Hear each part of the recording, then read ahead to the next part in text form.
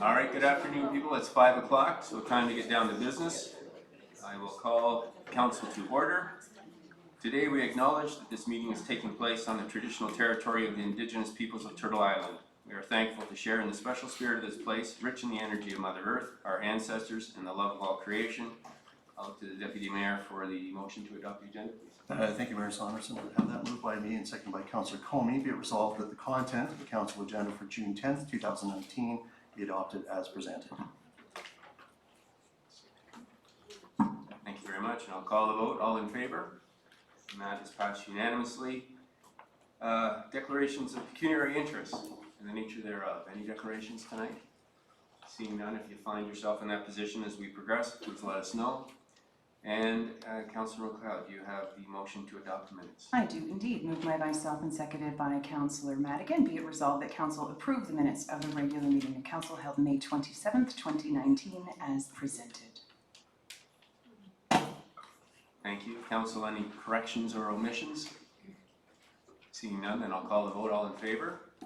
That is carried unanimously. And any business arising from the previous minutes? Nope, seeing none, then we'll start off then with the community announcements. Deputy Mayor. Thank you, Mayor Saunderson. I'd like to just pick up on our community announcement from the last meeting with regards to waste management. We discussed and we brought to the public's attention through our web portal, etc., and various community announcement channels like Facebook, etc., the new app that the County of Simcoe has made available to all of the county. I absolutely encourage all people to download this app. It is fantastic. This is a prime example where this week, for example, if you're driving around the streets of Collingwood, you'll notice that there are a number of brown bags out. Unfortunately, this is not a week for yard waste collection. In fact, that's ended for this time period. It resumes. We have 2 additional pickups starting in July, but it's done for the month of June. So I would really encourage people to take advantage of this app because you know, you get a friendly reminder first thing in the morning that you've got a collection. It tells you exactly what type of collection, etc. On that note, next Monday, it's a once per year opportunity, and again through the county. Everyone who, or every household I should say, should have received an envelope with instructions and this pink bag, which my understanding is recyclable, even though it's made of plastic. For the collection of garments for clothing, and that will be done once a year, so please take full advantage of this. We know that the vast majority of our clothing, when we are done with it, we like to think that we donate it to charity, but the vast majority of it, about 85% of it, ends up in the landfill. So please take advantage of this to divert it from the landfill. Next Monday, one time only. Thank you. Keep building on Simcoe County's great record. We're one of the leaders in the province and in the nation for waste diversion, so let's get those numbers up. Councillor McLeod. I'd like to express my gratitude to Deputy Mayor Hull for explaining to me why my brown bag is still sitting in front of my house. That's awesome. I have been asked to, there's an app for that apparently.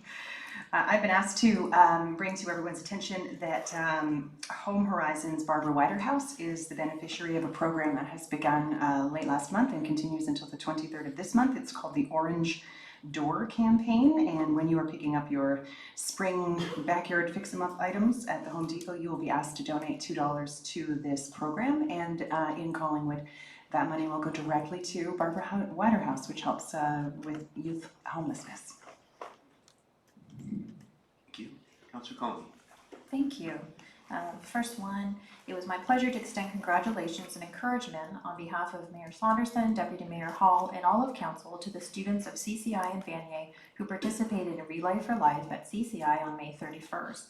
Mayor Saunderson, I know you were able to stop by a little bit afterwards as well. All participants were treated to a very moving speech by 16-year-old cancer survivor Haven. Overall, the 2 schools raised over $100,000 for cancer research. Teamwork truly does make the dream work. Well done, CCI and Vanier. It was also my pleasure to be in attendance yesterday at the Rotary Club of South Georgian Bay's Taste of the Town, which brought together over 20 chefs and many breweries and vintners for an absolutely delightful afternoon that was thoroughly enjoyed by everyone. And I have 2 congratulations to extend, and I think Adam has a photo. The first is to the Bozan family. They were one of the first families sponsored by the Collingwood Syrian Family Committee, and they arrived in Collingwood on June 1st, 2016. They recently purchased their first home, and we would like to extend our congratulations on this achievement. Collingwood has now welcomed 36 newcomers through this wonderful committee, and they will be welcoming a family of 5 at the end of the month. The second photo is to congratulate a young Collingwood athlete who had a tremendous weekend. This is Maya Knights. She represented Collingwood for performance paddling on Saturday in Mississauga. She took home the gold in both K1 and K2 races. The very next day on Sunday, she placed 3rd in the mountain bike O Cup, and just yesterday afternoon was presented with the Collingwood Clippers Team Spirit Award. For those who may not be familiar with statistics on girls in sport in Canada, the numbers are very concerning, with only 2% of girls aged 12 to 17 getting enough physical activity. The work of Jennifer Parker and Healthy Kid Collingwood is so important, and congratulations to Mayan. Thank you. Thank you. Councillor Madigan. Short and sweet tonight. My community announcements are, to be honest, all about my family. I would like to congratulate my daughter for finally graduating from Queen's University and taking a job in England. She'll be leaving in September. And I found out that our CAO, Mr. Min, has had a daughter graduate as well. And she's going to continue on in grad school. So Mr. Min will pick up a second job to assist her. And keeping in mind we have a very long meeting tonight, I would like to say thank you to Kristen for 15 fabulous years. It is today. So that being said, please make sure all your questions and comments are relevant because I would like to get home. Thank you. Councillor Doherty. Thank you, Your Worship.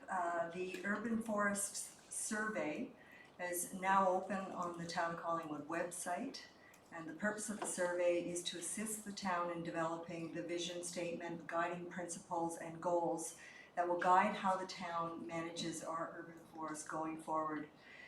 You can complete the survey by going to engage.collingwood.ca/urban forest management plan to have your say, and the survey will be available online until June 30th. Secondly, Councillor Jeffrey and I attended the Federation of Canadian Municipalities Annual General Meeting last weekend in Quebec City. It was a very full 3.5 days and over 2,000 delegates from across the country, which was a record, actually, number of delegates at the conference. We heard from Prime Minister and all party leaders at various times. There were a number of themes covered, but we heard an awful lot about broadband internet access, climate change, affordable housing, and efficient municipal asset management. Certainly I would be remiss if I didn't add that the regular board elections were held, and Councillor Jeffrey here was once again selected for the Ontario Caucus and as chair of the Municipal Finance and Intergovernmental Arrangements Subcommittee. So congratulations to Councillor Jeffrey. So in the interest of time, that is the end of my comments. There is another event tonight at 9 o'clock in the north. Is that WEOUI? Councillor Berman. Thank you, Mayor Saunderson. First, I had the opportunity to go down to the Eddie Bush Saturday afternoon to watch owner Dave Steele and coach Greg Johnson and a number of their staff greet a number of new players and their families that are hopeful to be on the team this fall. I also noticed the beginnings of a number of improvements or changes to the arena that I'm sure Dean will be happy to talk to late summer, early fall.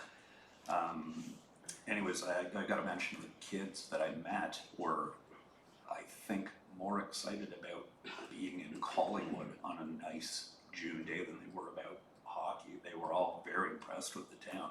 And I also got to say, in spite of the fantastic weather over the weekend, and hockey is probably the furthest thing from most people's minds, that the Colts currently have a team in the Ontario Junior Development League playing right now. They've played 7 games and they're playing along with Burlington, Whitby, Brampton, Oakville, and they are comfortably in first place amongst all those teams.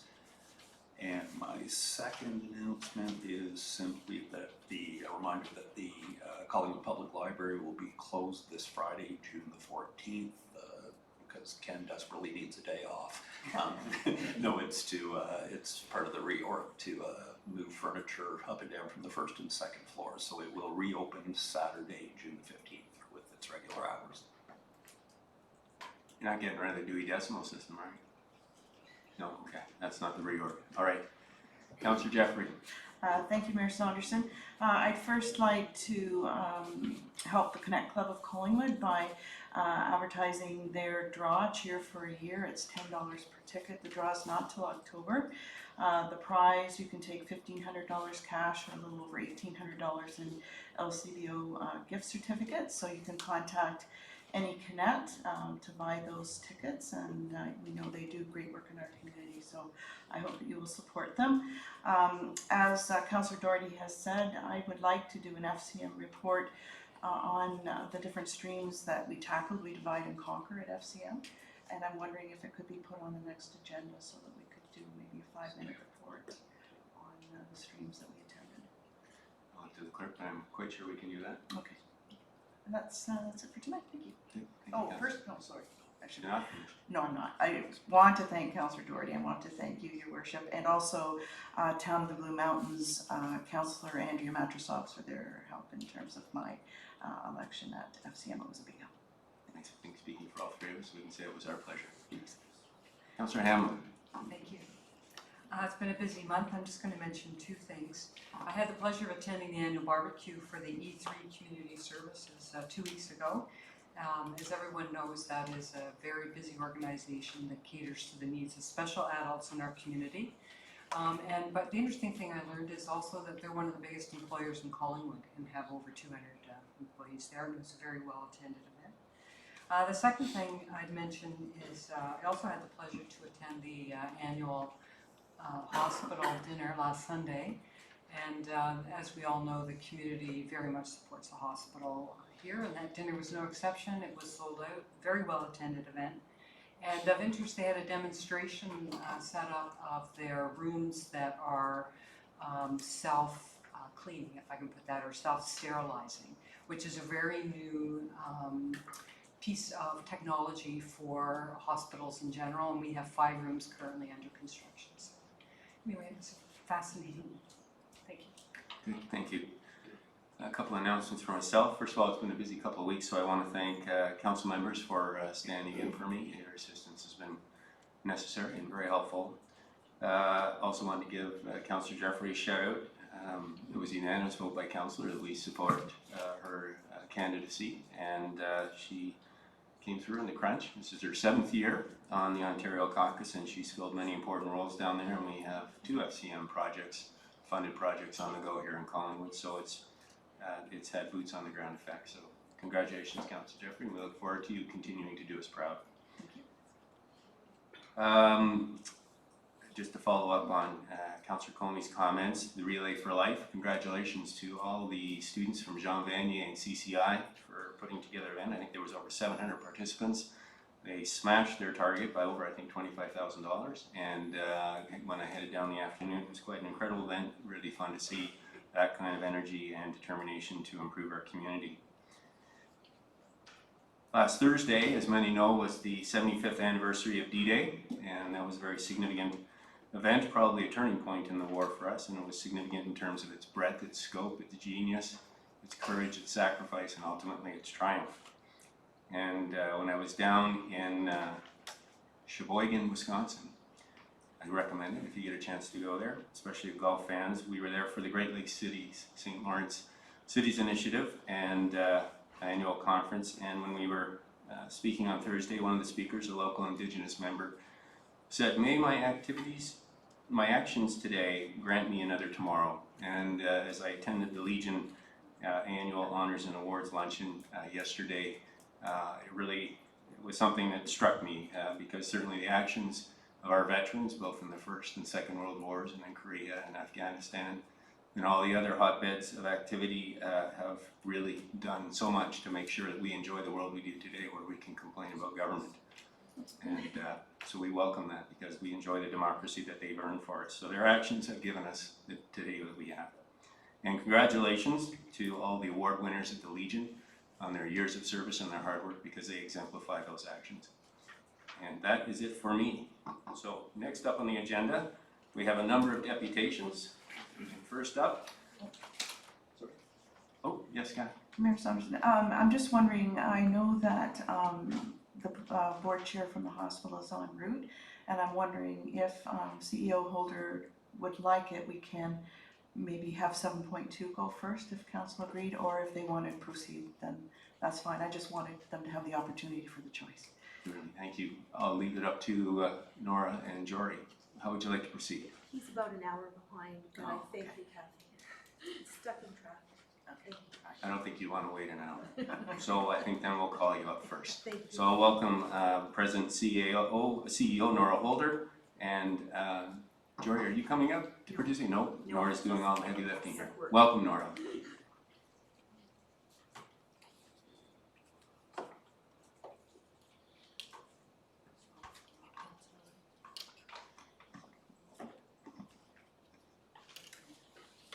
So good evening, and my name is Nora Holder, and I'm the proud president and CEO of Collingwood General and Marine Hospital. And I've been in this position for almost 2 years. I would like to introduce, as Mayor Sanderson already has, Jory Pritchard-Kerr. She's the executive director of our hospital foundation. Thank you for the opportunity today to provide a redevelopment update. The purpose of today's deputation is to provide a brief background on hospital redevelopment, as there are new council members that have joined your team since our last update. But before I start, I would like to thank your municipality, in particular the mayor and CAO, for their engagement and support as members of the Collingwood General Marine Hospital Municipal Forum. This forum meets regularly to discuss shared items of interest, advocacy, and strategy pertaining to the health of our region. It is proving to be a very beneficial forum in very many contexts. I'll forget if I turned it on, I bet. Collingwood General and Marine Hospital really does serve as a mini regional hospital. This slide provides an example of each municipality and a snapshot of their community's hospital usage. The hospital has reached a pivotal moment whereby a redevelopment or a rebuild is necessary. Our current facilities are dated and inadequate service current and future needs, with more than 70% of all of our infrastructure past its lifetime. The current hospital was developed in the 1950s, with subsequent additions and renovations in the 1960s, 1970s, 1990s, and 2000s. The emergency department is less than half the size it should be to treat more than 36,000 patients annually. The hospital, though, is in serviceable condition. However, many of the major building systems will require renewal within the next 10 years. And due to inadequate floor-to-floor heights and floor-to-plate sites, the building is ill-suited to meet current clinical standards. If the hospital does not redevelop in the near future, the current building will not support the needs of patients in the South Georgian Bay area. Patients will require to travel outside of our catchment area for services. This does not support care closer to home or elimination of hallway bedding.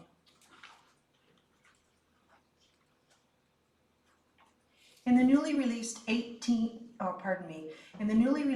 April 2019 provincial budget, the government committed $17 billion in capital grants to modernize and increase capacity in healthcare over the next decade. Our hospital is one of 15 hospital projects in the planning stages that will be able to access that $17 billion in capital grants, as announced in the recent spring provincial budget. CGMH continues to await the official funding letter to access these funds, but we're very hopeful it's on its way. We also continue to await approval of our Stage 1 submission, which is required prior to proceeding to Stage 2 of a 5-stage process. Stage 2, the functional planning stage, will likely take between 18 to 24 months to complete.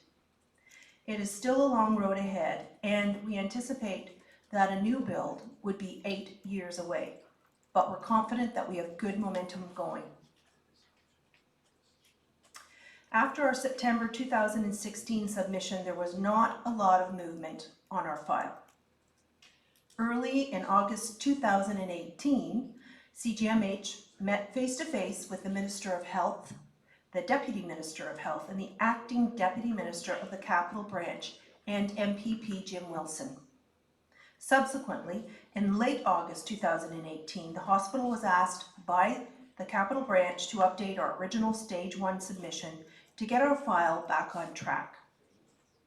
As well, we were also provided $500,000 by the Ministry to update our Stage 1. This has been a good opportunity for the hospital to continue to highlight the region's increasing population growth and our cross-sector volumes which continue to grow, such as our emergency department visits, increased inpatient stays, and number of surgical procedures each year. Projected programs and services remain the same as our original September 2016 Stage 1 A and B submission. But departments such as diagnostic imaging will see slight square footage growth due to today's standards for equipment and patient care. So all in all, it's good. Our original submission matches up quite nicely with the current one with updated data. Since 2016, we've moved from 15th to the 12th fastest growing sub-region in Ontario. This includes Collingwood and Wasaga Beach being the main drivers of this growth rate. When meeting with the mayors and the CIOs at our municipal forum sessions, we hear firsthand about the strong local development activity occurring. Our hospital redevelopment will further improve economic growth as people moving to this region consider healthcare access in their live-in location decision-making processes. Now, not every member of our population uses healthcare equally. Research demonstrates that healthcare utilization definitely increases with age, and these patients are weighted higher. There are only 6 sub-regions growing at a faster pace in these weighted cases than in South Georgian Bay.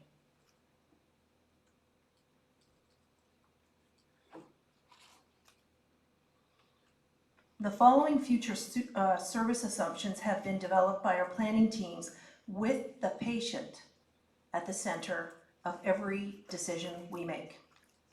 100% private rooms for improved infection control. That is the standard today for a new build. Improved patient flow through enhanced departmental adjacencies. Utilization of technology to enhance patient outcomes and patient flow. Dedicated space to accommodate students and teaching, and to foster the continuation of CGMH as a learning and innovative organization. Continued work with external stakeholders to coordinate improved care to patients. And lastly, a fully accessible site that is senior friendly. As with other clinical supports, diagnostic imaging will increase by an additional X-ray room, 2 additional ultrasound rooms, 1 additional mammography suite, and last but not least, the provision of an MRI that aligns with our status as a center of excellence in orthopedics and the volume of trauma that we see in our hospital's emergency department. The hospital also will look to increase the number of operating rooms and dialysis chairs, in addition to expanding in partnership with RVH for a satellite chemotherapy unit. So here's what everybody wants to know. What's changed? How about what will change? We currently have 70 beds, funded beds. Bed number increases are fairly consistent as compared to the last submission, based on our projections. 103 acute care beds by the end of 2022. This includes 9 rehab beds, and I must state that rehab beds are not funded in the same way that acute care beds are, but for the sake of this slide, just note that the rehab beds are red. 120 acute care beds by the end of 2027, including 14 rehab beds, and 152 acute care beds by the end of 2037, and this includes 16 rehab beds. We are in desperate need of rehab beds. When we take a look at our alternative level of care, these are patients who are waiting in a hospital setting for another level of care besides acute care. The high volume of rehab patients waiting for rehab is astounding, and yet we are a center of excellence for orthopedics and do not have inpatient rehab. So this is a really great plan, which I wish would occur in 2022. Now the size of our hospital, it will double based on these new standards. And as we move out to 5, 10, and 20-year projections, the building requirements get closer to 3 times the size of the building that we currently are in. And on that point, I need to congratulate the employees and volunteers and physicians who work in the current environment. I know it can be taxing, but they do amazing miracles each and every day. From a site and location perspective, the Greenfield Popular Side Road location still stands as the board's preferred option and is supported by all 5 municipalities. However, the Ministry of Health and Long-Term Care will review all options and make a final decision.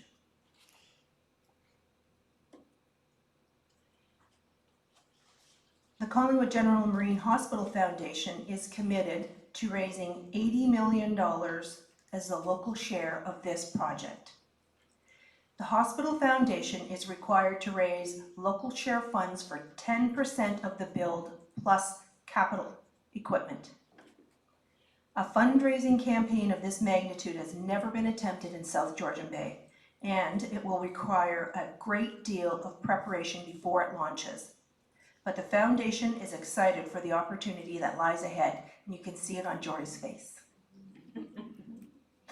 We must not lose track of the requirement, though, to ensure we fund the equipment replacement and infrastructure needs and repairs that are necessary over the next few years to maintain a safe environment and high-quality patient care as the hospital completes all planning steps required by the provincial government. The foundation has recently committed to provide over $2 million in funding in 2019 for patient room renovations and major investments in patient-related information technology and diagnostic imaging equipment. Fundraising in 2019 will continue to address these important commitments, but I do want to thank our foundation. They are very, very successful.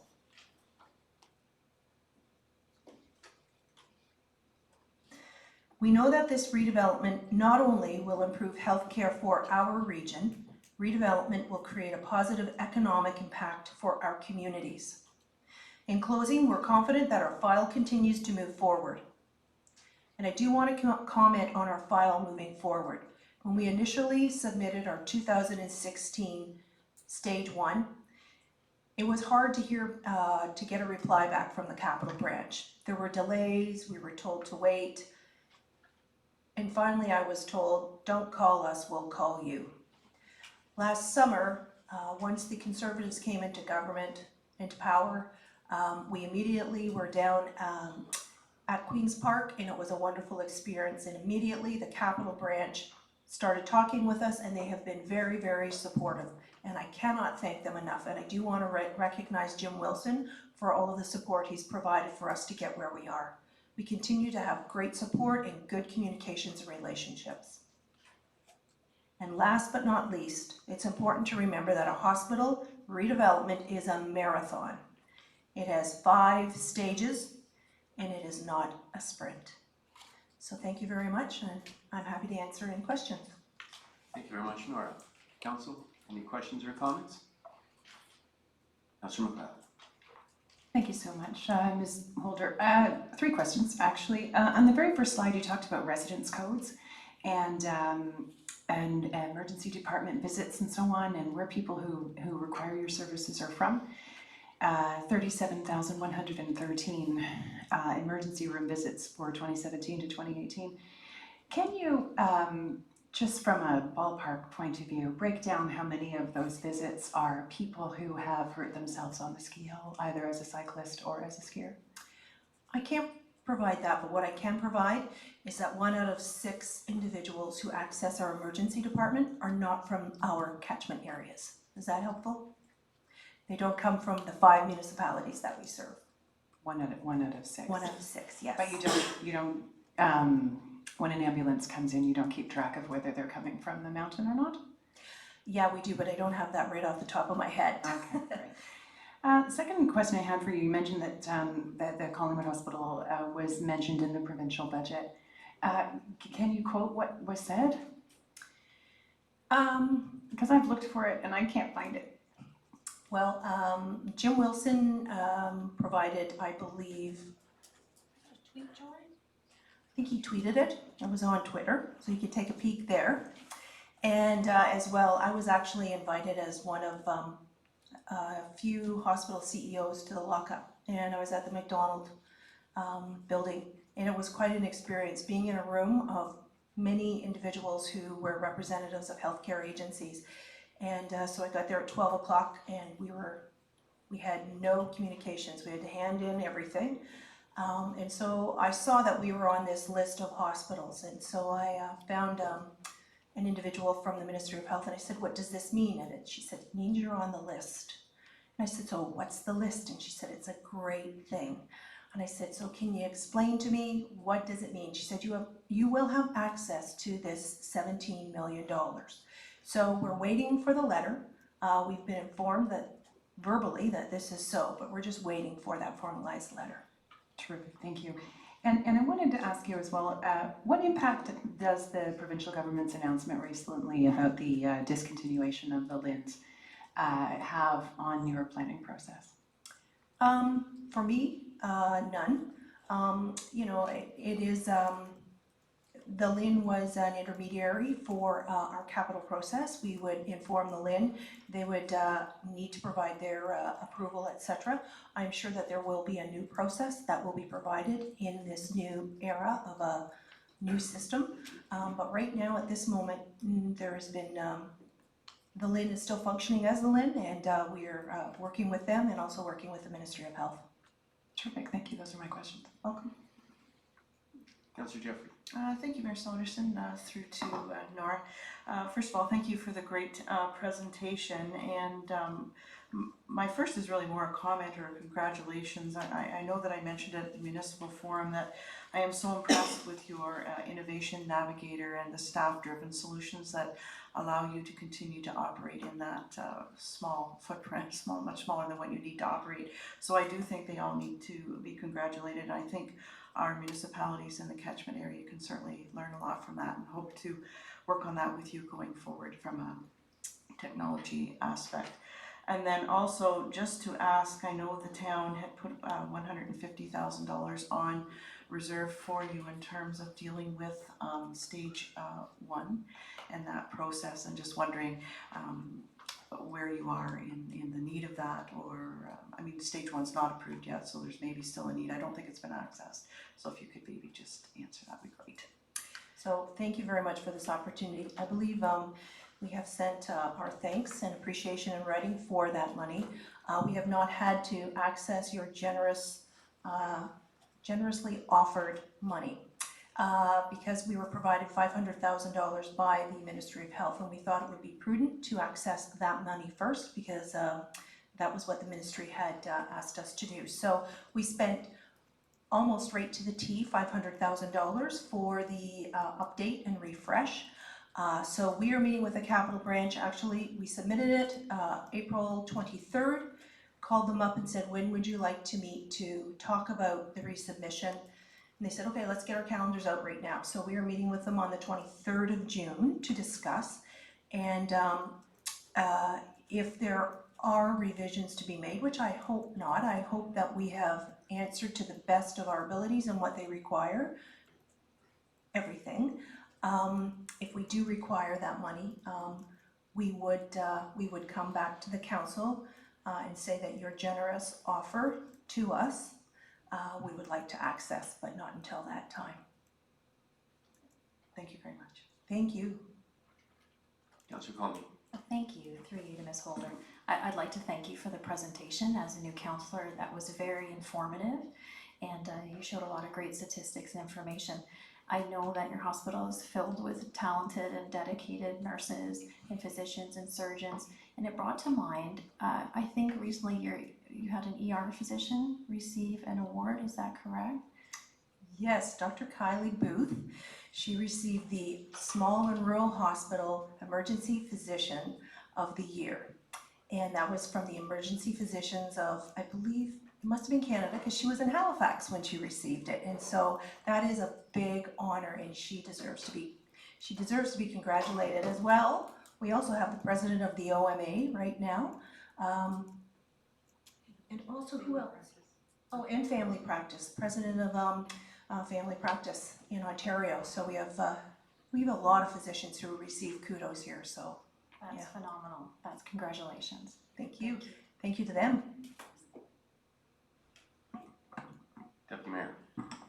Thank you through you to the CEO. Thank you for the presentation. Could you provide maybe some clarity or your thoughts related to the provincial announcement? It's got to be very frustrating for you to have been working with one government and now you've got a different government in place. The rules have changed a little bit in the sandbox. And then you've got this funding announcement that comes out to the tune of 17 billion with nothing really attached to it. That's not new. With the exception that there are 15 and we're one of 15. We're at stage 1. So do you know, or do you have a sense of like the other 14, where they are in the process, where your sense of maybe that slice of 17 billion may be allocated to your particular hospital? And if I could end, if the funding was given to you in a check tomorrow, how does that impact where you are in stage 1, moving through to 2, 3, etc.? Right. Thank you. So those are good questions. Transitioning from one government to another, it's been actually good. The process for within the Capital Branch doesn't change much. It's been a well-used and oiled process for many, many years. So I can say that it has accelerated since the Conservatives have come into power, but the process remains the same. In terms of receiving a formalized letter, I understand the timeliness issues in terms of wanting that, but also understanding that the Ministry of Health is a very, very large ministry and there's a lot of bureaucracy, and I'm sure that the letter will come. To access that money and when, that is something that we need to receive communication from, and we hope to receive it in the near future. All I have to say is that we're extremely pleased right now. And if we don't receive something, I would say within the next couple of months, then I would be concerned. The best indicator is the ongoing great relationship, enthusiasm, and timely response of the Capital Branch. And for me, that speaks volumes more than receiving the letter at this point. Thanks for your question. All right. Thank you, Nora, and certainly as someone who's frequented the hospital more than I want to admit, you guys run a spectacular outfit out there and we can't sing your praises enough, and certainly that Code Orange 18 months ago was a great demonstration of that. It saved many lives and received kudos from the treating physicians in Toronto. So thank you very much for your presentation, and we look forward to things as they evolve and getting that stage 1 approval. Thank you all for your support. It's greatly appreciated.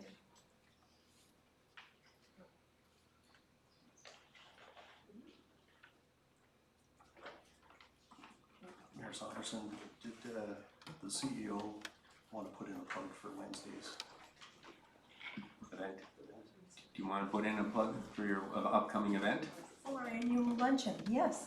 The hospital's annual luncheon is being held at Georgian Bay Hotel. We have a guest speaker who is speaking upon how being fulfilled and happy, how much of a difference it can make, particularly in the realms of health. We all know that research demonstrates that the more fulfilled you are in the workplace and at home, the better the results are for the work that you do and the patients and families that go home. It's Jennifer Moss, and she's from the Guelph area, and we're really looking forward to it. So thanks very much for that, Deputy Mayor. And I think you're sold out. Yes. Yes. So that's just to remind people what they're missing. Thank you. Don't feel compelled to stay. But speaking of happy and fulfilled, we've got 11 people up here, so you're welcome to stay. And I'm going to call up next 7.2 out of the cold Southern Georgian Bay, Mark Shibanidi and Pam Hillier.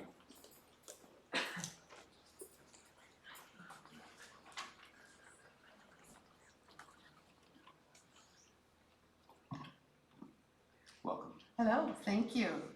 Mayor Saunderson, Deputy Mayor Hall, and members of council. Thank you for allowing us to speak with you today about the crisis of homelessness in our area and what together we can do about it. I know you recently had an overview of the situation in our community, and we're happy to build on that today. My name is Mark Shabanidi, and I'm the new chair of the Out of the Cold initiative that we'll talk about today. And I'm here with Pam Hillier of Community Connection, and together we're representing the Alliance to End Homelessness. I'd like to start by sharing a story with you. As a realtor a few months ago, I was showing a property in our area, and the tenants, they were older people with some obvious intellectual challenges. They were sitting outside in their old rusted van while it was both snowing and raining at the same time. It was very cold because they didn't want to interfere with the viewing. So we invited them to please come in due to the inclement weather, and they shared their story with us. And it was an immaculate home inside, very much a home. There were some obvious issues. There was a hole this big in the ceiling of one room with water coming in. The outlets had had obvious arcing, electrical arcing. There were broken windows where the cold weather was seeping in, yet they were so delighted to be living there. And it turns out they had been living in their van for almost a year until they found this rental at an affordable rate in exchange for them looking after the property. But now it had gone up for sale, and they were terrified that when it was sold, they'd have to move out of this home and once again might find themselves homeless. Their combined disability pensions could never pay for the rents in this area. And that story has haunted me since, and that's why I'm doing this. During the long cold winter months, you and I are blessed to have a warm bed to sleep in, the opportunity to have an evening meal or breakfast every day, a shower, change into a clean set of clothes. But sadly, that is not the case for everyone. And there's no typical profile of a person who is homeless. This population of people is very diverse, and it can include youth, children, seniors, and other adults. There's a very thin line between having and not having a roof over our heads. Individual circumstances such as domestic violence, discrimination, physical or mental health issues, abuse, or a host of other traumatic events or life changes can quickly lead to situations where people have an inadequate income to pay for food and housing. A severe lack of affordable housing in our area means many people in our community are simply one check or one incident away from living out in the streets. These are our most vulnerable citizens. Good evening. Community Connection is an information referral organization. We've been serving Collingwood for about 50 years. We're one of 6 provincial call centers for a 24/7 nationwide service that connects people to help every day through the 3-digit dialing code 211. So you call 911 for an emergency, and you call 211 for essential services, community social health, and government programs. In 2018, over 45 Collingwood households called 211 for help. That's 4,500. That's 42% of the households here in this community.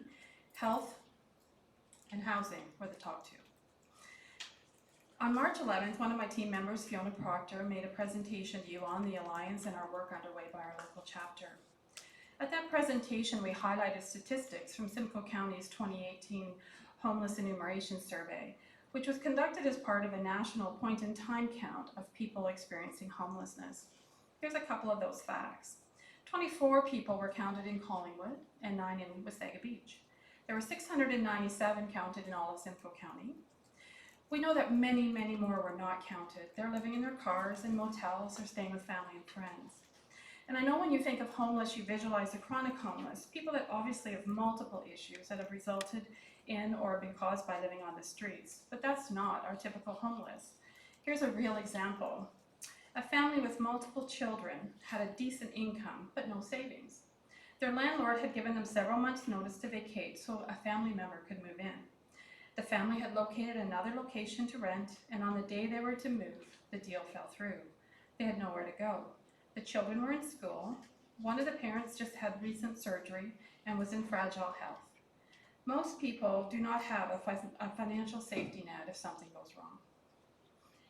The enumeration account identified 76 families, 70 youth, and 342 adults. Their average age was 37. 22 women were pregnant, so those babies are now born. 164 had chronic health issues. 71 had physical disabilities. 30% were newly homeless. 24% had been homeless between 1 and 2 years. And another 24% have been homeless for more than 2 years. The longer people are homeless, the more complex their situations become. Housing service agencies work hard to help these individuals, but we're failing because of the lack of affordable housing and because our community does not have a permanent emergency shelter to provide a safe place long enough to find them appropriate housing. Most of you are familiar with the housing agencies in our community, Find Friends House, our Women and Children's Crisis Shelter, Home Horizon, a youth transition home, Salvation Army, who manages Simcoe County's emergency bed program with motel vouchers, the Housing Resource Center providing case management, Youth Haven is providing some in-reach programs at our library for youth, and Community Connection provides navigation support to connect the clients between these supports and all the other programs with food, legal assistance, ID, employment, healthcare, dental care, all those kinds of things. Right now we have a small group of community leaders working on two important projects. One is the potential to develop a property with the type of housing units we need, 500 to 700 square feet. Units that are manageable and affordable for low-income households. And the other is a unique opportunity to establish a permanent emergency shelter within the next 3 years. But today, we do not have an emergency shelter that can provide this service in the winter months. So for the next 3 years, the need is urgent.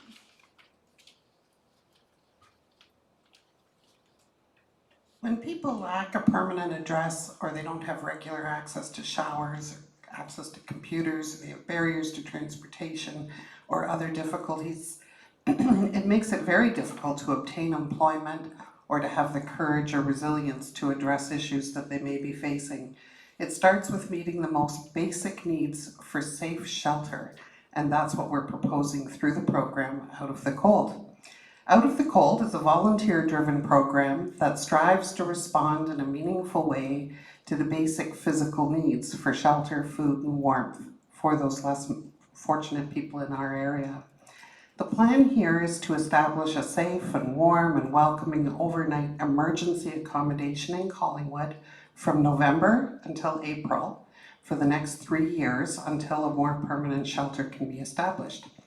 Through this program, we can also assist guests in their connection to further services and resources that can be of assistance to them in stabilizing their situations. Much work has already been done towards accomplishing this project.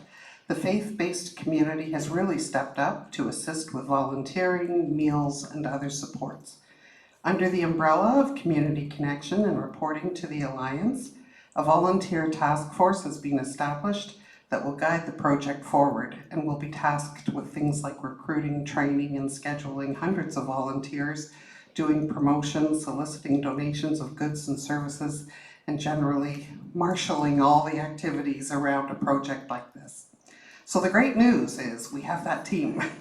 We have several location options, and we have the determination to bring the Out of the Cold program to the community just 5 months from now.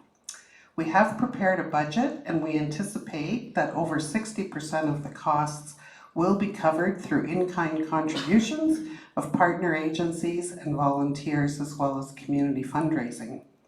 But in order to ensure that the program can move forward, we are looking to the town to support the balance, which we anticipate may be a maximum contribution of approximately $90,000 or roughly 39% of the total project value in order to make the project a reality this November.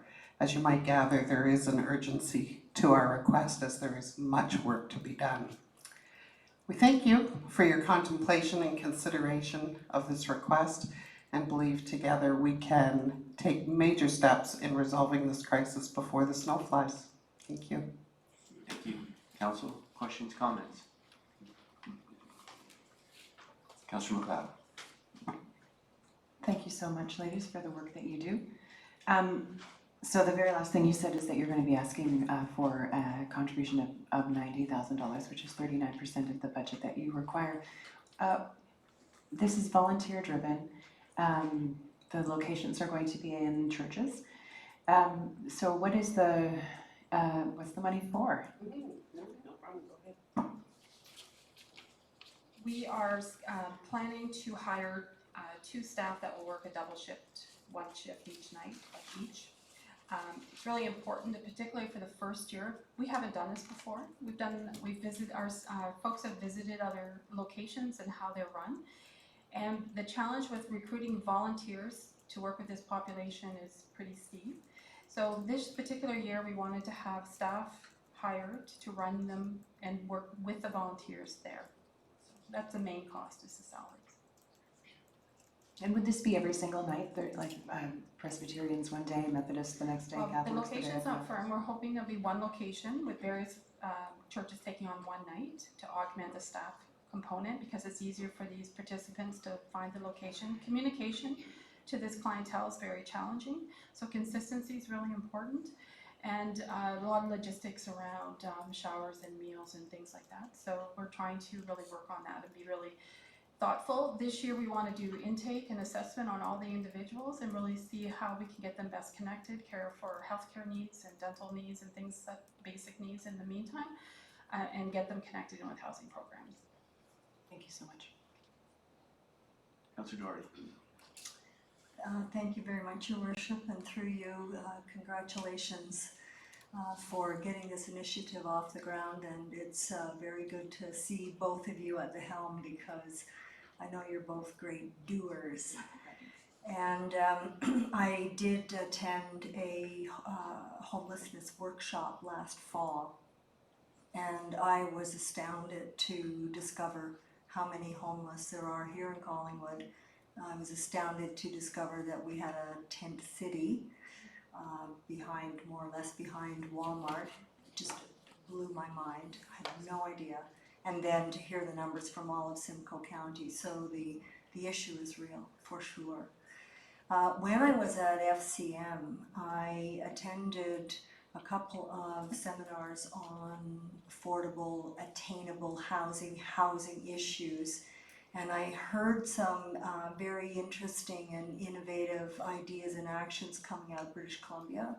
And I'd love to maybe have a meeting with you offline and walk you through some of these ideas and give you some connections, perhaps. Thank you, Worship. That's it. Councillor Comey. Thank you. Through you, again, to echo all of council's sentiments, thank you so much for the work you're doing. And of course, Mark, with your very special Christmas dinner, which is so fantastic. I do have a question though, please. Last time that Pam, you were here, we talked about youth and there was like a threshold of age where services couldn't be provided. Would Out of the Cold cater to those under 18, or are we still in a predicament with them? Oh, that's a good question. Thank you for that. We expect to serve youth through our Out of the Cold program, and that's all part of the consideration in the staffing and the location that we can segregate both by gender and by age. So. That's good to know though. Thank you so much. Deputy Mayor. Thank you, Mayor Saunderson, through you to our two presenters. Question of clarification, the 90,000, 39%, so that 90,000 is over a 3-year period, that's not? That would be per year. The 90,000 is per year? Okay. To maybe piggyback on your question, Councillor MacLeod, or a comment to my colleagues, when Fiona Proctor was at the podium earlier this winter and was talking about this, a potential remedy for the next winter, and of course there was some urgency at that point because it was dead of winter, and of course we had a very unfortunate circumstance, community related, that happened outside of the community.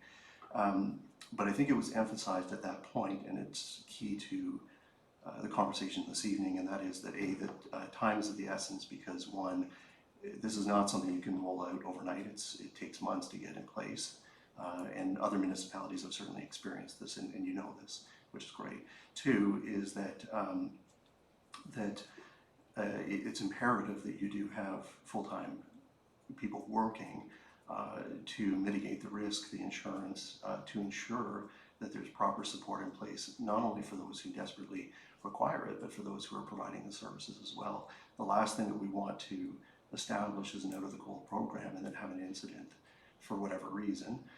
And I think that Fiona and Gail Michaelenko spoke to that very well earlier this winter. So I'm very much supportive of this. Council knows that I sit with SCADA. The 29th of May, Fiona's who's here with us this evening, was attending a workshop. It was the spring forum for SCADA, and of course, all of this information was conveyed in spades, and the statistics continue to grow year over year. The problem is not going away, it is increasing. And I think the big, and if I'd be maybe a little bit anecdotal, is that the difference that I've seen maybe in the 20-25 years is that in walking up and down our community streets, you would identify maybe a person who was in distress, and you didn't know them, but you recognized them, or other people in the community knew who they were. That doesn't seem to be the case anymore. We've got people who are coming to the community because we're more of an urban hub, because there are some amenities here, etc. But we're not being able to put the name to the face anymore, and it just demonstrates that the problem is increasing, and it is a service. It's a gap that's missing between the county and the province in terms of what they offer, and I would love an opportunity for this council to be able to step in. As Pam in her presentation mentioned, this is a stopgap. There's a plan in place to create something that's more permanent, with a window of opportunity of 3 years, maybe even sooner, but 3 years. And anyways, so on that note, I would maybe like to request through you, if appropriate, and I'll maybe look to the Deputy Clerk for some guidance, but I'd certainly like to see us refer this to staff, maybe to the CAO, to put this on your plate, sir, to work with maybe the two who are deputing this evening and our own staff, and then come back with a report to our next committee report, or not committee report, but committee for consideration. Does that make sense? Yeah, I'll look to the CAO to see if that's the most streamlined way to do it. Yeah, that's good. So can I get a seconder, please? I've got Councillor Hamlin. I got a comment from Councillor Jeffrey. Thank you, Mayor Saunderson. As you know, I'm a great advocate of solutions for homelessness as a board member from Home Horizon. Typically, deputations don't have actions, so hence why I've been so quiet, but I do end up with a conflict, so I will remove myself from this motion. Okay. The minutes reflect Councillor Jeffrey's leaving the room. Any other comments, questions, Councillor? Councillor Madigan. Thank you very much, Mr. Saunderson. If we could just get some clarity as well as how much the county would kick in for social services in regards to homelessness, just so we can get a better understanding of a team approach moving forward. Sure, I'll look to Ms. Hilly, and I apologize for getting that wrong the first time. I know from sitting on the county council that the SCADA is a county association and is funding a large part of this. I know, having visited the David Busby Center and very recently, that the county is very involved in that one as well. And so there is county funding, but I don't know the specifics of it, and I don't know if you're able to answer if that's something we need to bring back. I'm gonna have to bring it back, but there's, for our community, there's a good number, a lot more than that coming into here through the county for sure. In addition to the reaching home dollars that are flowing for our community as well, so it's all changed, so I don't have those numbers off, but it's a good, we can bring that back for sure. Yeah, that would be great, and I think that probably would form part of the report. And I have a question for you. When do you think that the complete enumeration, I mean, that's shot in time, my understanding was next steps was to do a larger enumeration to try and identify more extensively as part of the Built for Zero program that's popular in the States and in some municipalities in Canada. The enumeration is a national initiative, and our next one will be in April 2020. And part of this is, some of this of our planning is that we have no idea if we're going to have 5 people or 25 people or 40 people. You know, we have to really do it to figure out, and that's why the staffing piece for us is really important. All of our intake and assessment will be done following the new Built for Zero guidelines, as we're rolling out this coordinated access system. And I know Fiona spoke to that, I think, when she was here last time. And we have to learn by doing, and how we can improve that, and what the numbers are, we're just not sure yet. And my recollection is the federal government in the spring announced a funding model for that enumeration. We have the funding for that, and Community Connections to flow through for the enumeration dollars. So this funding actually coming from all levels of government, given the extent of this crisis. Councillor Hamlin, you had your hand up. Thank you, Mr. Mayor. Through you, I just wanted to again offer my thanks to you two for really stepping up and finding I know it's a short-term solution, but for such a need we had in our community that we saw last winter. So thank you for doing that. And I was wondering if you could tell us anything at all about what the permanent facility might be about. No. Oh, okay. Not able to do that yet. Thank you. All right, though, then, so with the request for a staff report on the table, seeing no more comments, all in favor? That is carried unanimously. So thank you very much. Thank you. Item 7.3, consent application re 52 Broadview Street. I believe we have Mr. Florian Papa and Kristen Rennie.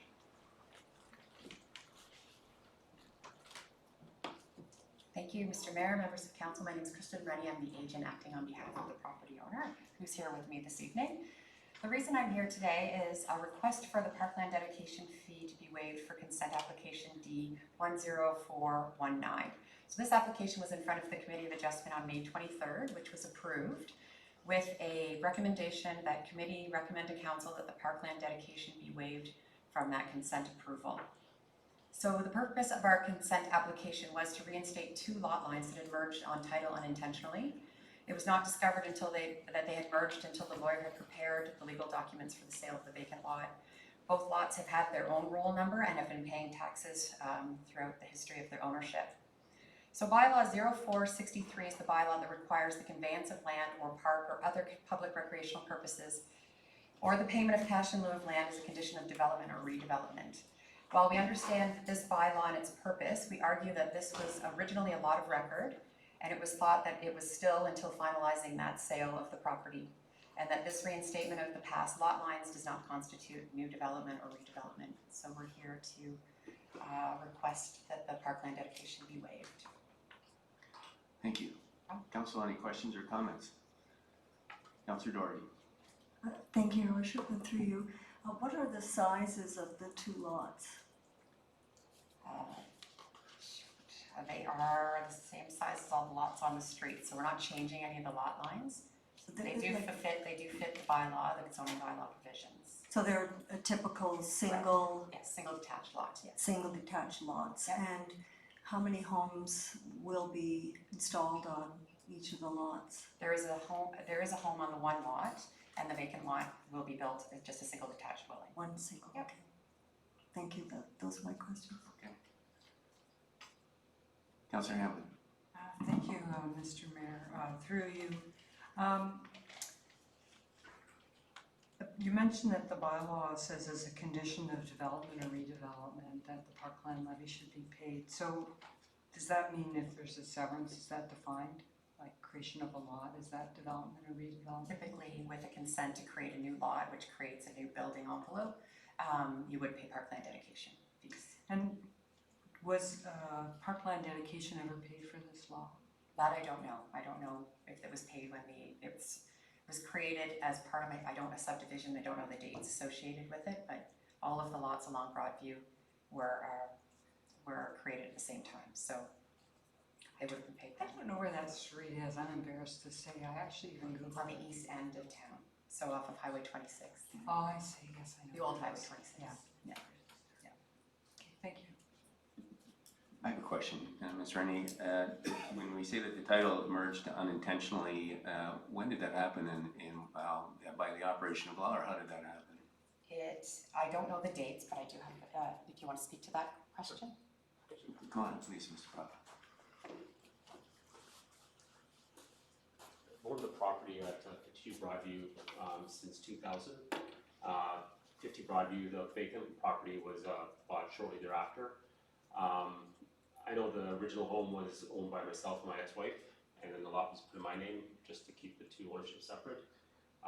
There was a separation, and then both properties that were in my name upon that separation, so it was about 10 years ago. My guess it merged in, but it wasn't official. Okay. All right, thank you for that. Council, any other questions or comments? Councillor Doherty. Thank you very much, Your Worship. I think through you to the Director of Planning, you did note that this was an exceptional request, and that maybe we should, if we do approve it, that we should be very specific as to this particular property and under these particular circumstances. Is that what you would suggest? Through the chair, Councillor Doherty, that's the case. If council is considering exercising its a right to waive a cash in lieu, I think my advice would be that council be as specific as possible and cautious of implications or other individuals come forward with similar requests. Councillor Jeffrey. Thank you, Mayor Saunderson. There is a motion here with respect to the item, but I think that in terms of being able to receive staff expertise in this matter, our development and operations meeting is on Monday evening. And I would look to the deputy clerk as to how that we would simply refer this matter to development and operations so we can receive that and come back to the next council with an educated decision-making process or recommendation, at least from development and operations. So I guess my question is whether I should read this motion in, there's a seconder, or whether we should just refer the matter and hold that motion for that meeting. I think it's likely a request for a referral, but I'll ask the clerk. Yes, if you have a seconder, is there a seconder for the request? Councillor Hamlin. No other questions or comments, then I'll call the vote on the referral to the standing committee. All in favor? That is carried unanimously. So what that means is we've referred the matter to our development and operations meeting on Monday, and then we'll be back before council the following week.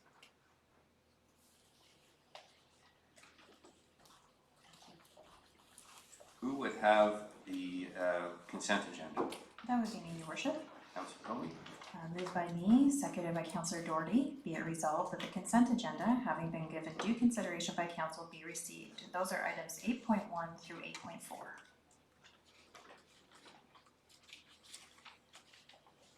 Council, first I'll call the vote on the 8.1 through 8.4 receiving the items, and then I'll ask for items to be pulled. So all in favor of receiving the consent agenda?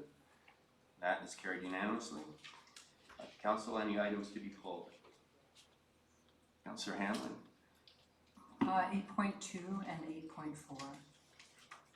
Councillor Doherty? 8.3, please. All right, we'll start with 8.2. Councillor Hanlon? Thank you, Mr. Mayor. This letter is from Julie DiLorenzo, who is someone who actually has a residence in the town of the Blue Mountains, but who has enjoyed all that Collingwood has to offer for some 25 years. Ms. DiLorenzo contacted me recently to say that she would really like to make a donation to the town of Collingwood in the form of 1,000 trees. And she said they would be gallant trees, not saplings, so they'll be hopefully have a chance to survive. And that they should be native trees. So what I was hoping we might do, I have of course said thank you to her and told her it would be on the agenda tonight, is that we might strike a working group to sort through how we best proceed on this. We're also going to need some decisions, obviously, through that working committee on what to plant, where to plant, and so on. I have a motion here before me that I wanted to make a slight adjustment to. Do I have to, like it's one that staff's prepared, so now I have a technical question on whether if I'm making a slight adjustment to the staff prepared motion, I have to do anything special or if I can just change. It's your motion, so before it's put on the table, you can change it as you deem appropriate as long as the seconder is in line with that.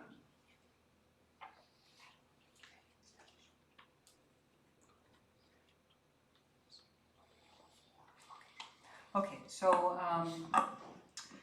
moved by myself, seconded by Steve Berman, be it resolved that council accept the generous donation of 1,000 trees from Julie DiLorenzo and direct staff to establish a working committee and to implement a planting program to further enhance the tree canopy within the town of Collingwood. I'm going to look to Director Culver. I know we have our urban management plan in the works, and this is a very generous donation. I'm just wondering the mechanics and the timing. Director Culver. Thank you, Mayor Saunderson. At this point, I wouldn't say that I have enough information to be able to comment, and I wish that I did have in terms of sort of what are the scope of the tree planting. It's a broad project given a number of variables. It could take a number of years to plant 1,000 trees, for example, if these were our typical 400mm trees. So I don't have a problem with the motion. I just don't have enough information to really provide advice at this point. I'll start with Councillor Berman. Thank you, Mayor Saunderson. I have a question through you to the CAO, and it's to do with the second part of it, the working committee. The dates, I stand to be corrected, but I think it was towards the end of Deputy Mayor Hall's term that they passed the committee and standing committee and other committee structure, and then it started at the beginning of the last term. And I wanted to ask through you to the CAO if it's maybe not time to review that, if you're happy with the way things are, if it's time after 4+ years to take a look at the committee system and regroup this into that review. Through your worship, so you're talking about the standing committee structure? Well, all of it. I'm looking, I've written down here because I couldn't find the old minutes that it was a procedural bylaw for council, standing committees and other committees and boards. It was a lot grouped together. Maybe the deputy clerk can clarify. I'm just wondering if it's been 2 terms of council and a new CAO, if it isn't time to maybe review and refresh it. Through your worship, I think it is an opportunity for us to look at the governance structure and come back with some recommendations regarding whether or not we can fine-tune or fundamentally change the system that we have. I don't have any fundamental concerns with the way the committee currently operates, but I think there's always an opportunity to fine-tune and make changes subject to council consideration. So that's one response to the question raised by Councillor Berman.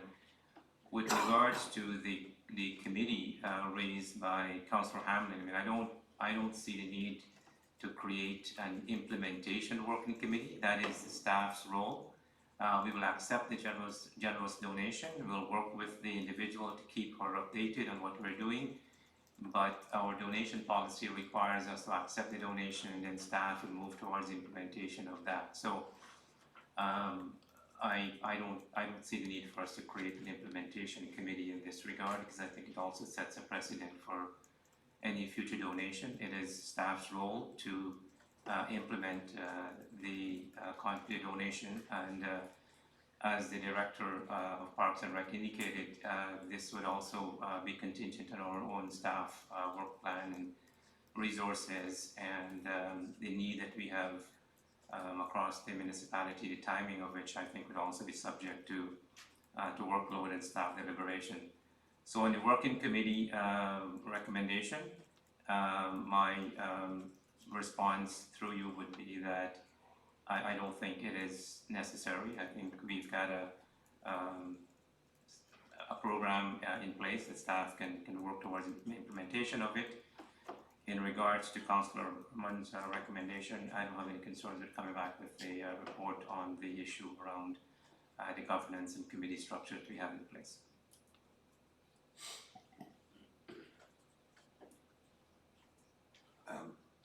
Is this a follow-up question, Councillor Berman? Yes, through you, just whether it's appropriate to ask that now or under other business. Or... Yeah, I think we'll pick that up under other business. Councillor McLeod. Thank you so much, Your Worship. Through you to Director Culver. Generally, what does a tree cost? Because I think if I'm understanding the intentions of this letter, this is not like a little guy like this. Like, these are trees, or are they? I don't know. You tell me. Through you, Mayor Saunderson, that's exactly kind of what I'm not 100% clear on at this moment. I don't want to.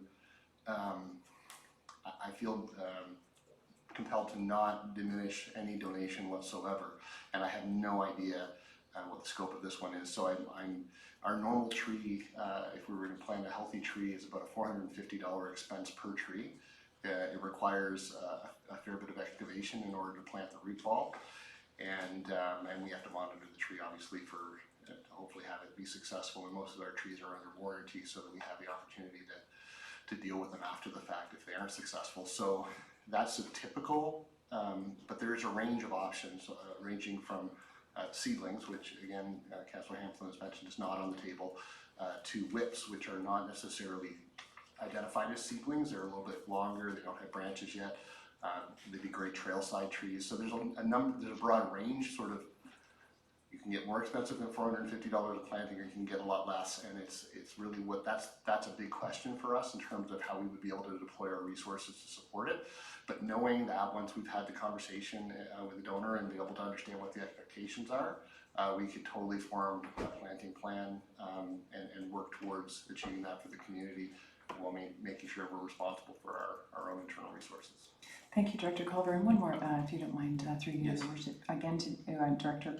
Actually, I think this may go to CAO. And then, so a little while ago, we had a conversation about a donation that was being made regarding the boardwalk.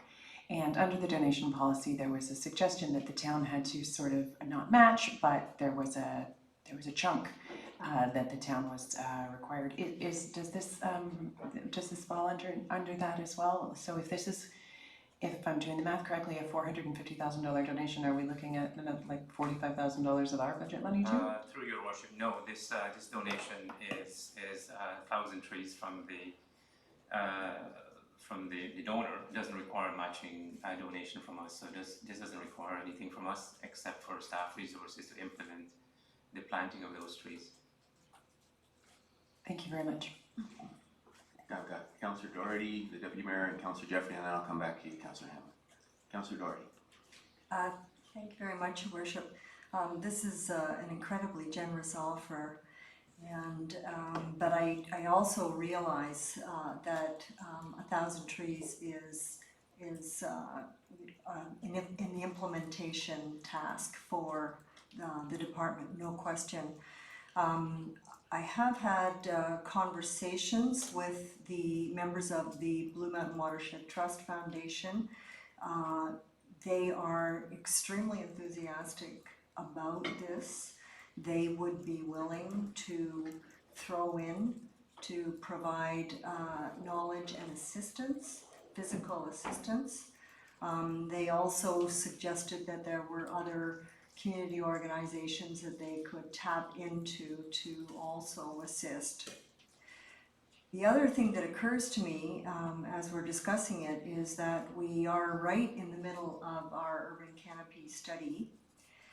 And I'm wondering if this offer could be put in front of the consultants and say, we have this now, can you incorporate this into the recommendations that you're going to make regarding our urban canopy today and in the future?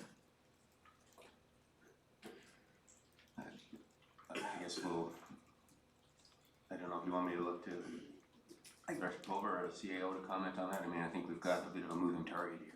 Yeah, thank you, Roche. I guess, I mean, what I'm concerned about, and again, I don't want to diminish the contribution that's being made, but this is a huge implementation issue for us.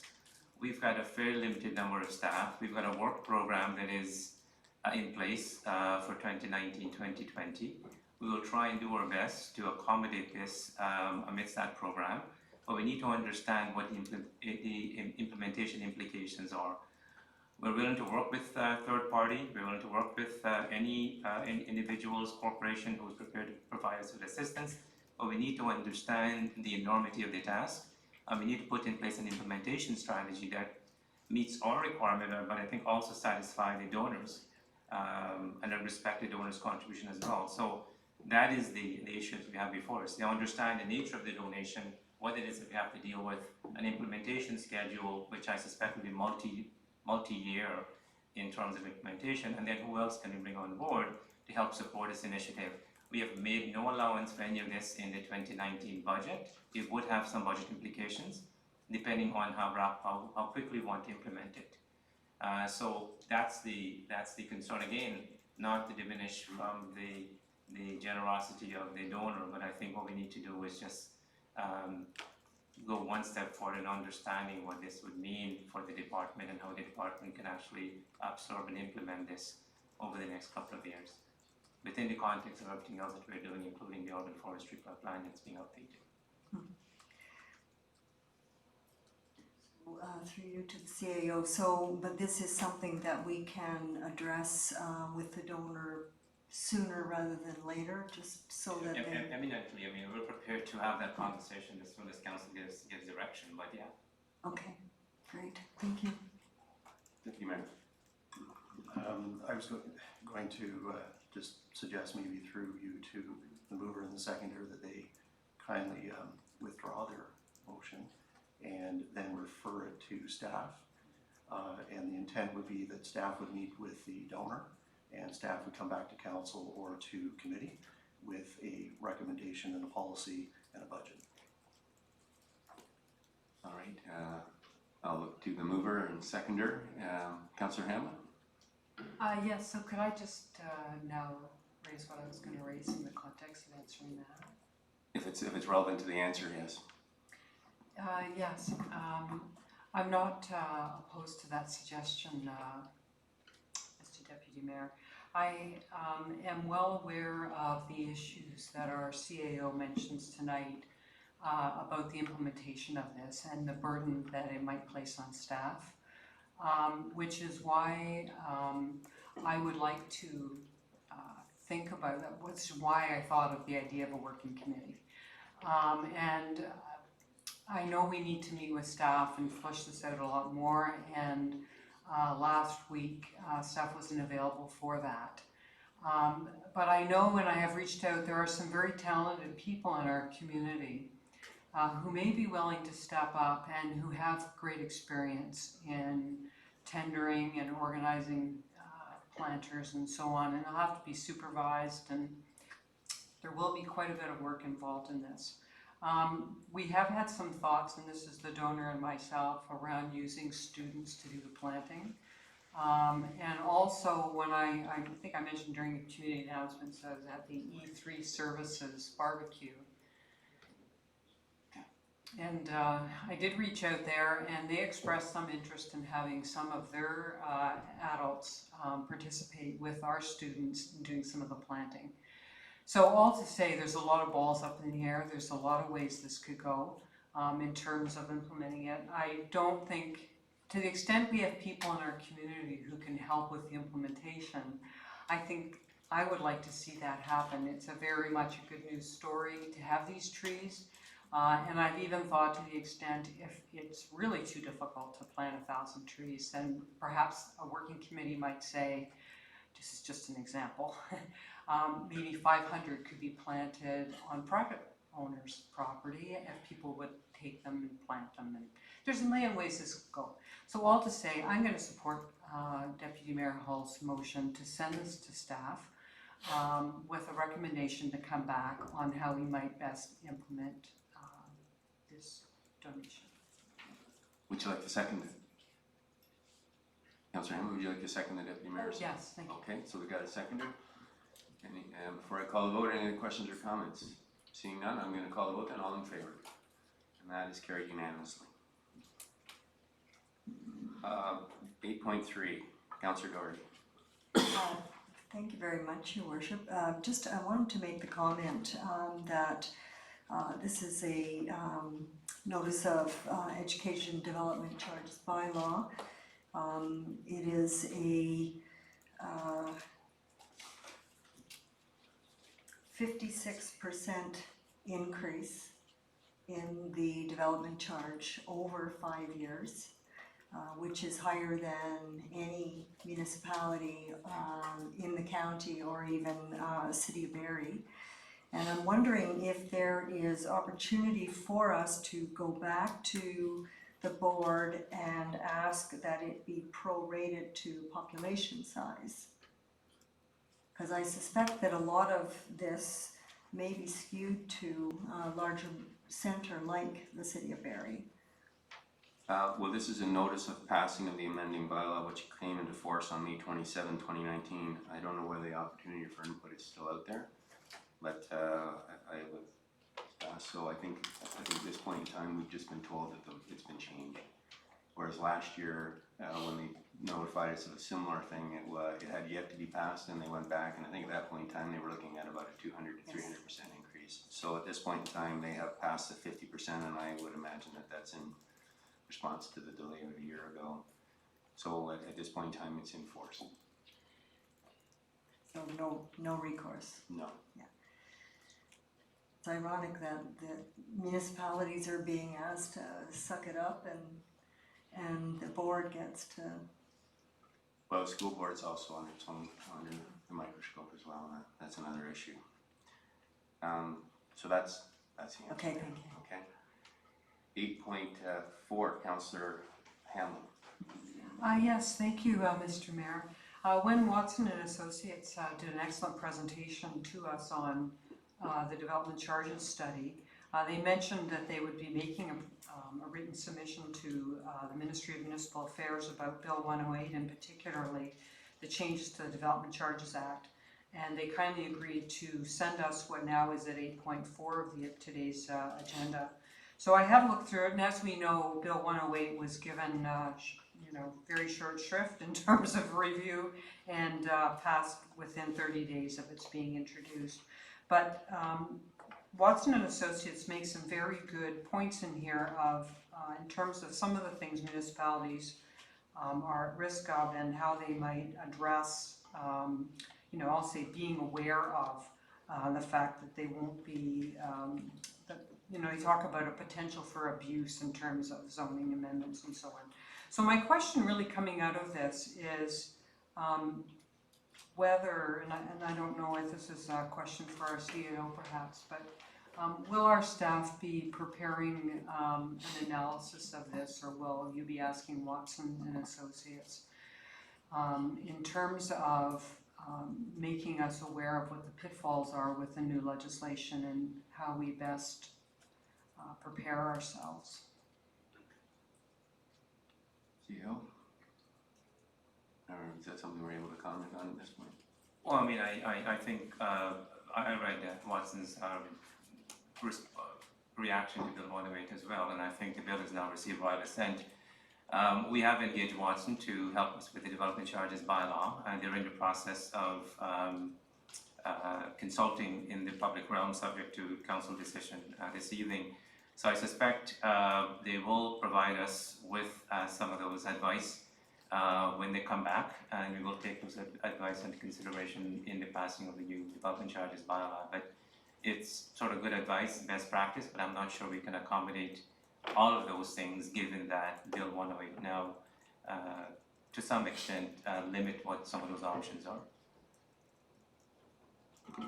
And maybe we'll see what comes back from Watson and Associates, and I can raise it again then. Thank you. Yes, okay. All right, that deals with the consent items. So then we have reports and minutes of other committees and boards. 9.1, the Public Library Board minutes. Who would have that? I would have that, Mayor Saunderson, moved by me, seconded by Councillor Madigan. Be it resolved that Council received the Public Library Board minutes of May 23rd, 2019.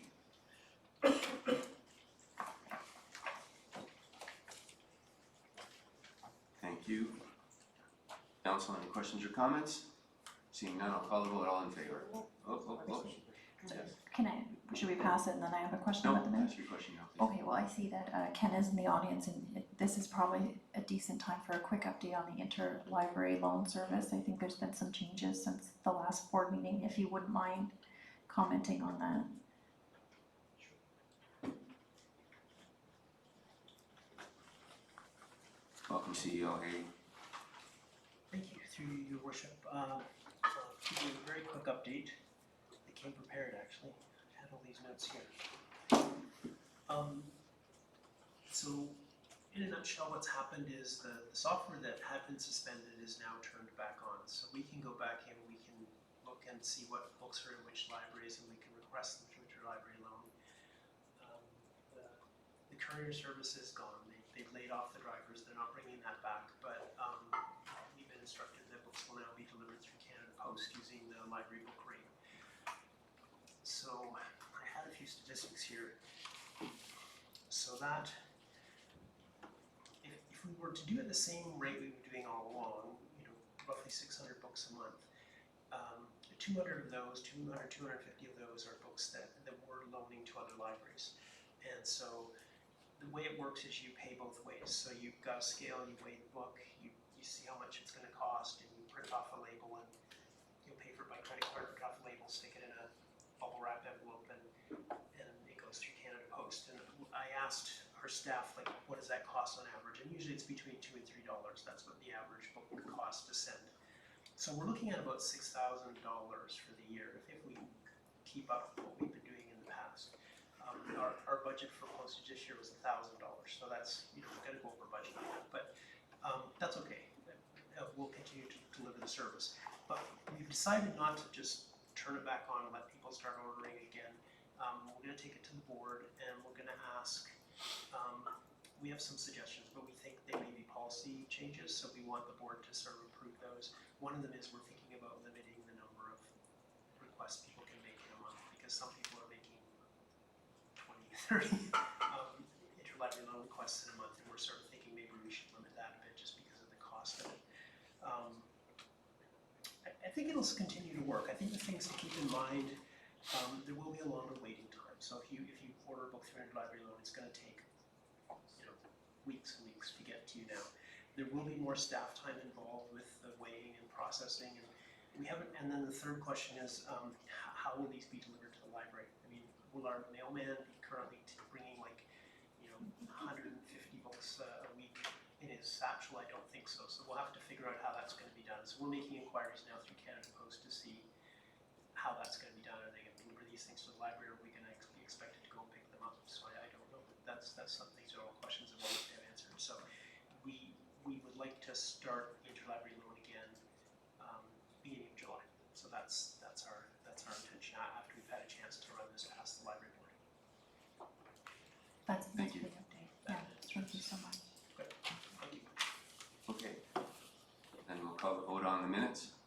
favor? That is carried unanimously. That takes us into staff reports. This is from the SIC meeting of May 28, 2019. Deputy Mayor. Thank you, Mayor Saunderson. Moved by me, seconded by Councillor Comey. Be it resolved that staff report T 2019-13 be received in relation to the 2019 development charges background study and related bylaw.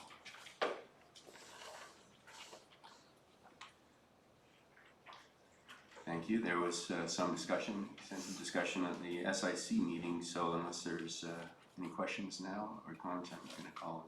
Oh, Marjorie, do you want to do a brief update? Thank you, Your Worship.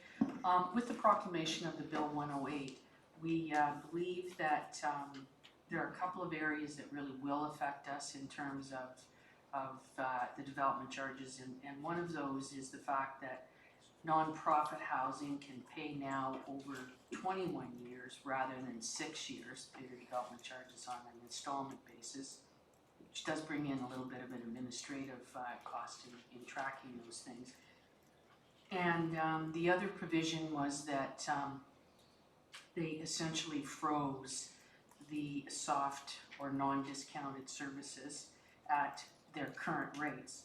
And the way that we read the legislation and what it has done, it means that for us, because our bylaw was expiring after the May 2nd introduction date, that we should still be able to continue to charge our soft services at the same rates as they were or they exist now, and we should be able to increase our hard services to the calculated rates. So when we do see the public meeting and the final rates, they will be different than what is in the current background study now, because they'll have to comply with the legislation. And we believe that we can continue to collect those soft services at the current rates until our friends in planning get a community benefits strategy completed. Thank you. Council comments? Marjorie, just quickly to you. So we released our background study on June 3rd and the consultation process is underway. To you, Your Worship, that is correct. At this point in time, we haven't had any comments back as to that, but the public meeting is usually when we hear the most going on. And that's scheduled for July 22nd, is that right? Yes, I believe so. Okay, and then will the impacts of the recent changes be included in that discussion on July 22nd? We can contact our consultant and have them discuss that. I think the biggest areas we'll find is in terms of the soft services. The soft service costs doubled, in particular in the outdoor recreation, and I think there was a $3,000 increase, I believe it was, in the indoor recreation. So those costs will affect where things go in the future, but we can have them work that out as well. That would be appreciated. Comments or questions? Councillor Doherty, you had your hand halfway up. That was exactly my question. Okay. So then, seeing no more questions, I will call a vote. All in favor? That is carried unanimously. Deputy Mayor. Next is moved by me, seconded by Councillor Comey. Be resolved that staff report IT 2019-01 be received for information and council approve the IT governance policy and IT steering committee terms of reference.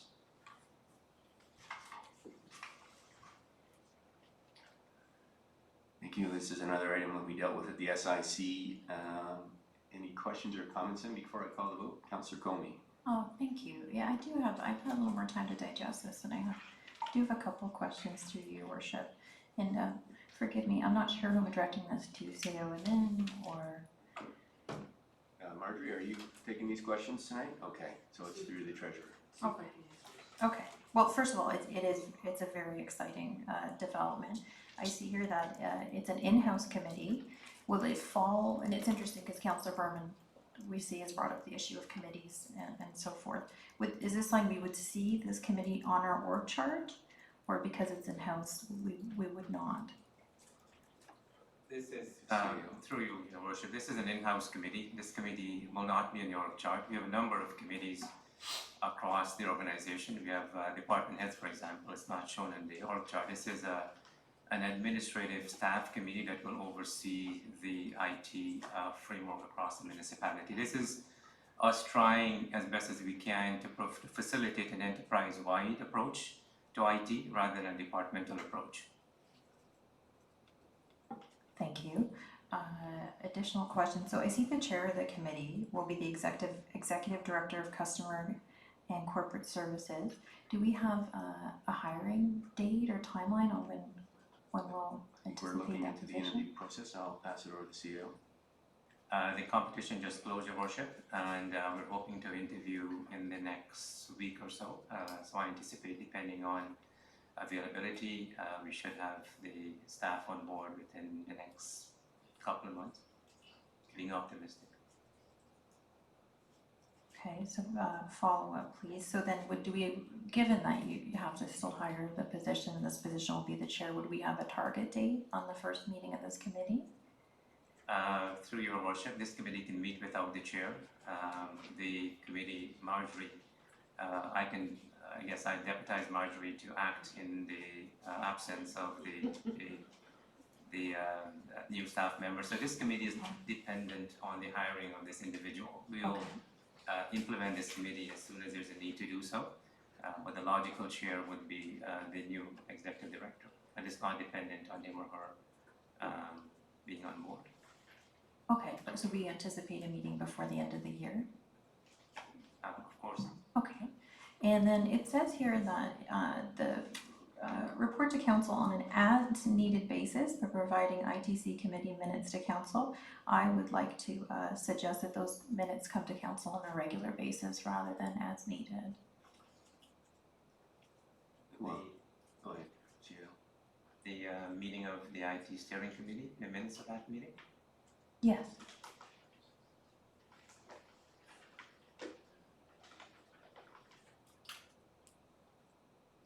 I guess it's up to council. I mean, But something we can look into, I guess. When do we anticipate that the first meeting might be,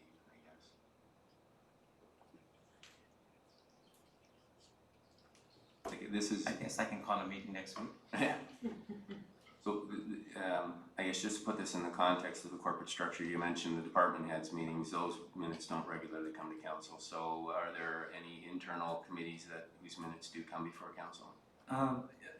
Through Your Worship, no, this is the staff committee to deal with the day-to-day IT administration across the organization. The department heads deal with a lot more strategic issues that either is generated by us or we receive directions from council. So these are our staff deliberations. You know, if staff believe that we need direction from council on certain issues, we will bring those issues before council.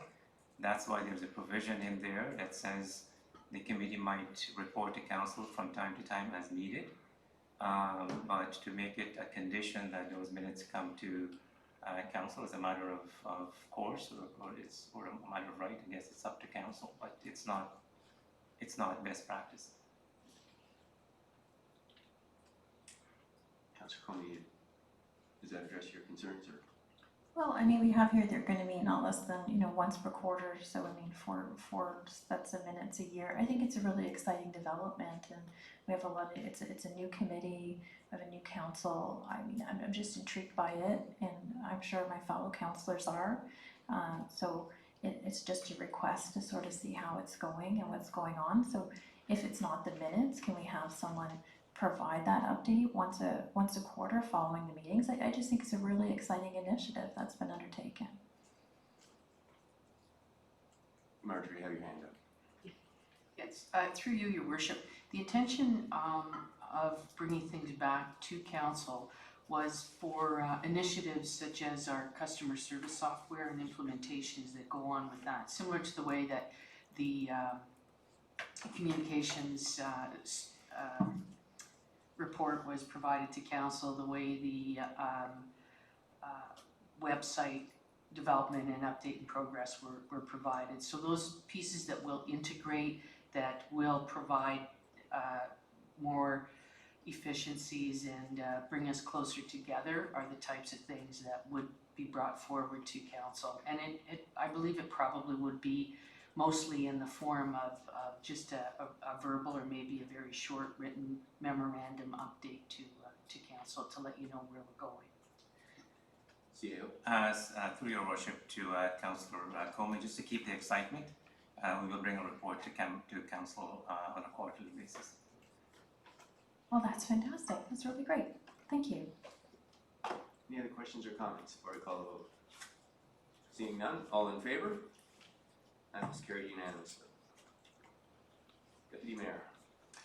Thank you. Moved by me, seconded by Councillor Comey. Be it resolved that staff report PW 2019-10 be received for information purposes and council approve the 2019 to 2024 Energy Conservation and Demand Management Plan for the town of Collingwood.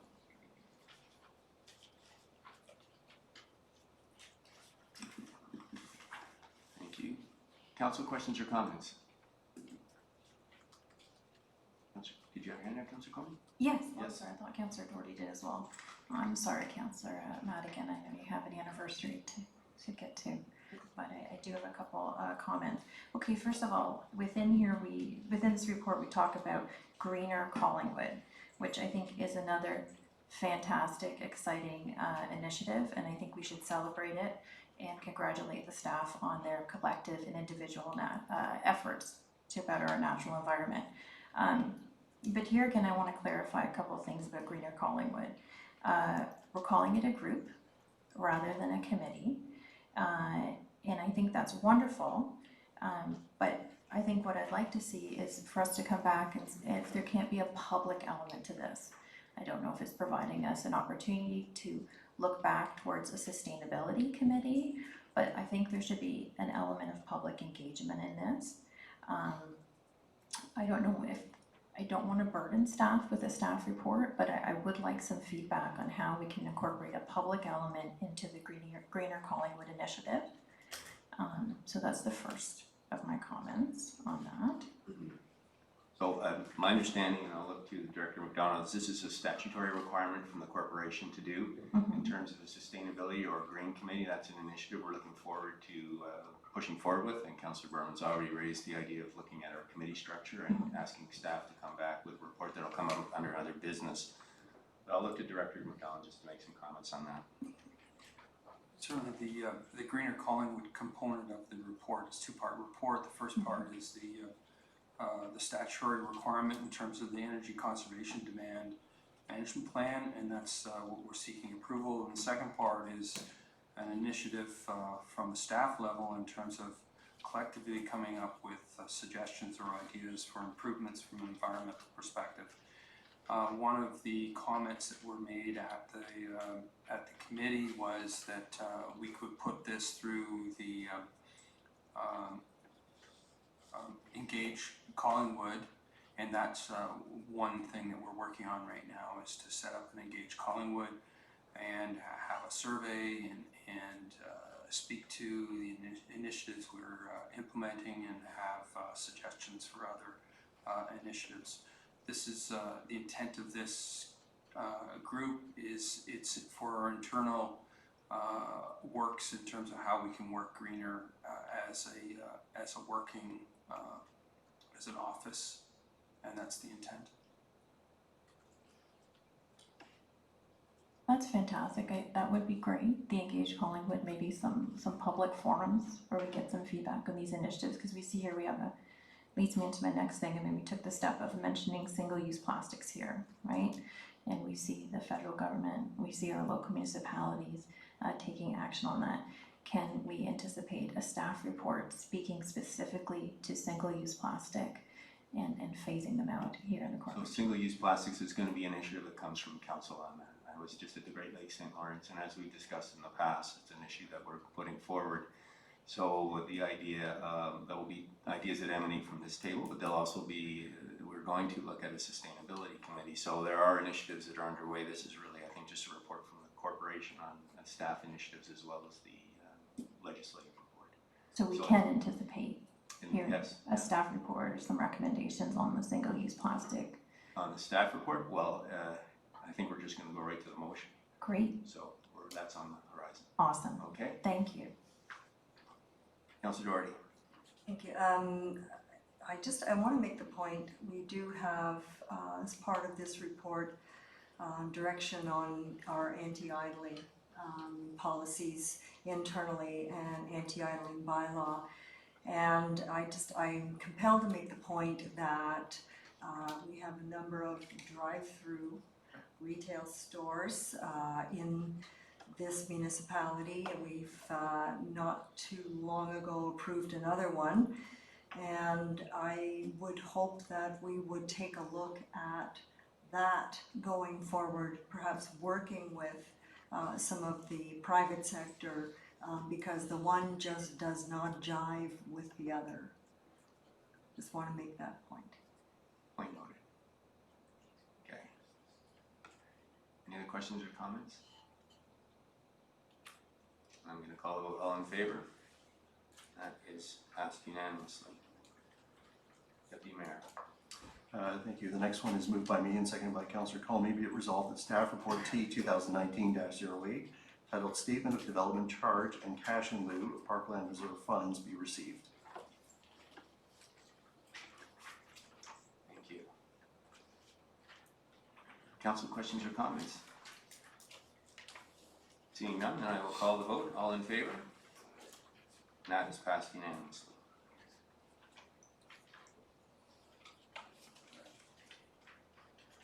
And the bylaw. Already the final taxes. No, so we're now going to T 2019-09, 2019 final tax rates. Deputy Mayor? So again, moved by myself, seconded by Councillor Colmy. Be it resolved that staff report T 2019-09 be received and a bylaw to provide for the levy and collection of 2019 tax levies against all relatable property in the town of Collingwood be approved. Rateable, not relatable. Council, any comments or questions? Seeing none, I'll call the vote. All in favor? That is carried. And now the bylaw moved by me and seconded by Councillor Colony. Be it resolved that bylaw number 2019-042 being a bylaw to set the tax rates and to levy taxes for the year 2019 be enacted and passed the 10th day of June 2019. Thank you. So calling the vote on the bylaw then. All in favor? That is passed unanimously. 10.1.7, fourth quarter variance and surplus allocation.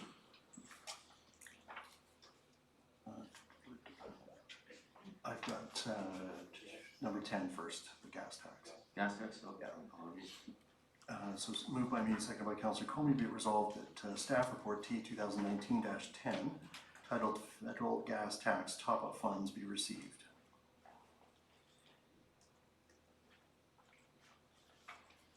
Any questions or comments before I call this item? All in favor? That is unanimous. Now, we're on to the fourth quarter. Okay, again, moved by me, seconded by Councillor Comey. Be it resolved that the council receive the fourth quarter variance and surplus allocation presentation.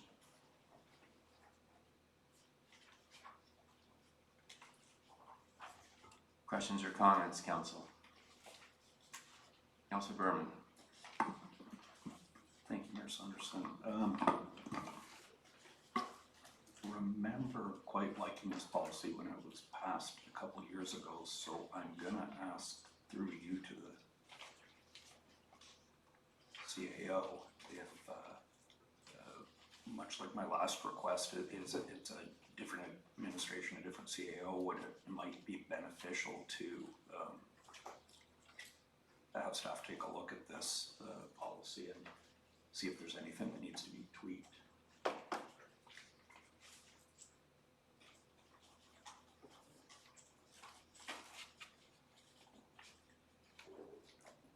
CAO. Thank you, Your Worship. We'd be happy to take a look at the policy, Councillor. I mean, I think what the Treasurer has done consistently over the last several years is, in keeping with the policy, is to prepare an annual report to Council at the end of the year, indicating what the various surpluses are and providing an update on the different reserve funds. We'll continue to do most of that as we contemplate any changes to this policy, but we would be ready to take a look at it and come back with some recommendations. The only consideration I would put on the table is that I think we probably would need to sort of think about this within the context of the 2020 budget and perhaps reporting on the 2019, because we've got quite a few reports going through the system from finance, and we have a new manager who is coming on board, so finance is short of staff. I'm not trying to provide an excuse for the treasurer, but I think we've got quite a bit of activity in the Treasury Department in the next couple of months. So with your indulgence, we'll bring back this recommendation to be part of the 2020 budget deliberations. Thank you, and through you, Mayor Saunders, and my apologies, I had that time frame on the next page, I just didn't say it the first time around. Okay. So again, is that good now, or is it something I should ask for? You know what, I think bring it up under other business. Okay. So we'll move on this motion. Thank you. And Councillor Hamlin. Thank you, Your Worship. I have two questions, I think through you to our treasurer. The first one is on the BIA's reserve funds of $220,000. I've had someone ask me who has a small business in that area if there are specific purposes for which those funds are being reserved. Or, as they ask, could it be used for advertising? Okay. Through you, Your Worship, I noticed the BIA manager has come in, and she would be a better person to answer that question than I am. We just are, we just, funnel the money around and give it out that way, so. Ms. Nicholson, welcome. I've been watching you on YouTube, it's quite interesting. I'm getting some work done at my house. The reserve funds are for capital expenditures.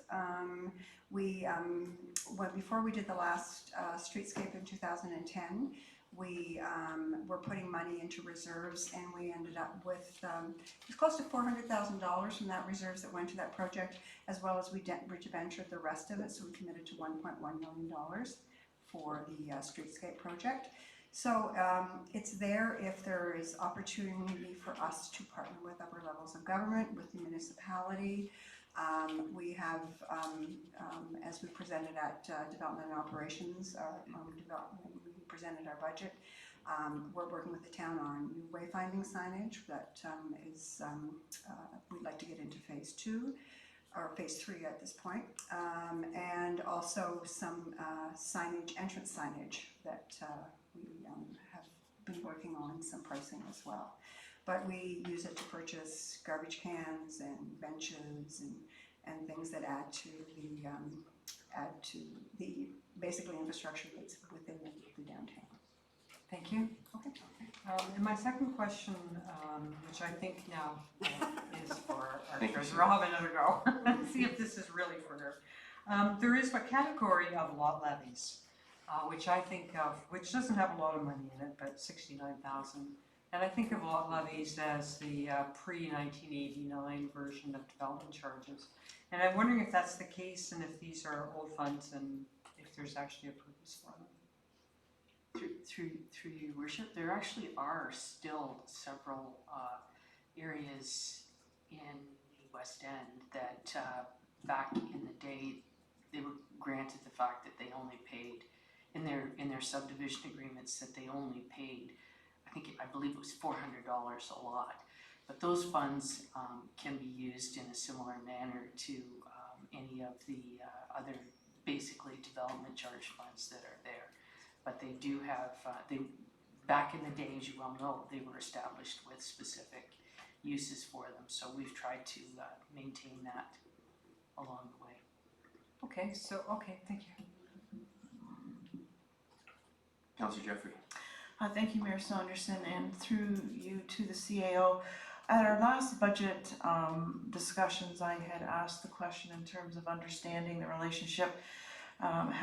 This is the second year of having a very significant surplus and an allocation that we're not sure of. And at that time, I think my questions were usurped by a motion by Councillor Madigan to ask for staff report. My understanding at that time is that it would come in the August to September timeframe.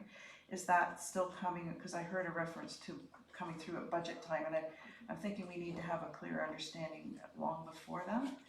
And so I'm wondering if we're still on that timeline. We're still on that timeline as best as we can. That report is one of the carry forward. There's actually quite a bit of reports that came out of the budgetary deliberations, including one on new revenue stream, and those all reports are being considered. And the ideal situation would be for us to bundle those reports and bring them all together at one council meeting, maybe an SIC meeting.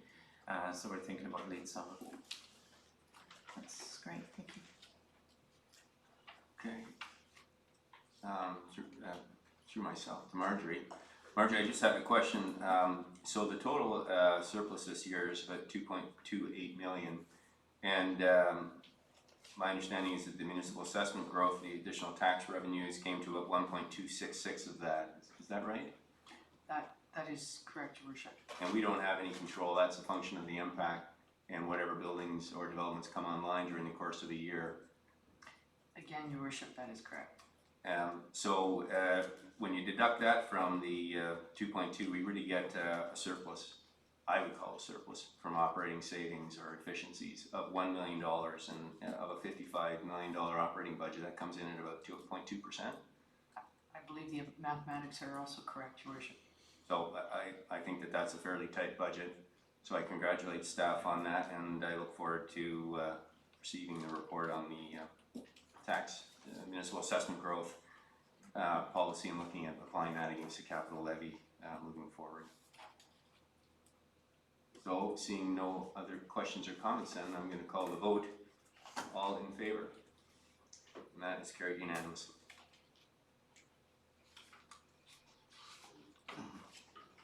So that takes us to 10.1.9 library program fees. No, I really lost here. Okay, I'm getting ahead of myself. I don't know. Anyway, okay. 10.1.8, Deputy Mayor.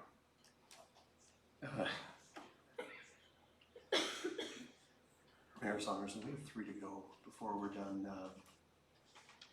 3 to go. Number 10, and could we potentially get a 10-minute break at that point? Okay, so I'm going to try and see if we can get through it to the standing committee, but we'll do that. That's what I'm saying. Well, that's what you're saying? Yeah. Oh, okay, good. All right, then we're thinking along the same lines. Let's do that. So the next one, moved by me, seconded by Councillor Comey, be it resolved that staff report T 2019-11 titled Statement of Reserves and Reserve Funds be received. Council, any questions or comments before I call the vote? Councillor McLeod. Through you, Your Worship, to Director Leonard.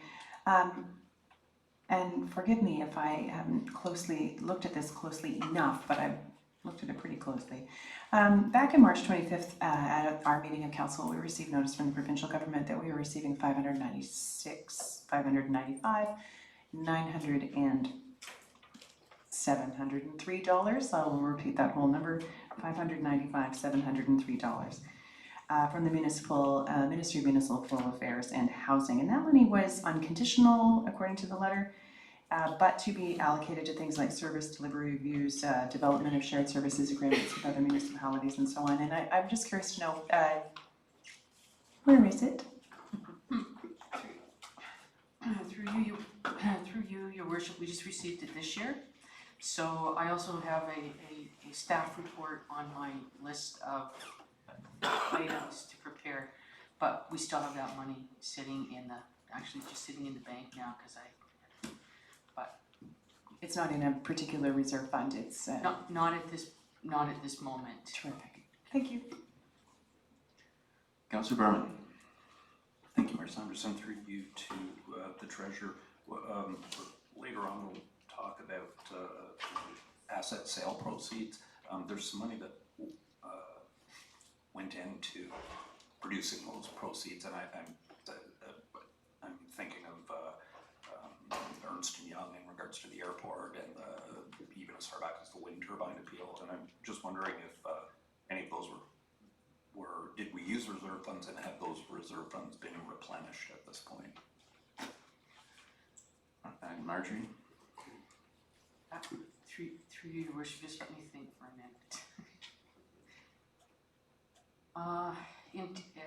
In terms of the airport sale, we had budgeted to use, I believe it was $100,000 out of the land acquisition fund for the Ernst & Young money, but that has been replaced. We topped that one up to, we keep it at $1 million, so it was topped up, it was replaced after we had, after the year end, actually, it was 2018's year end, I believe, is when we could get that back.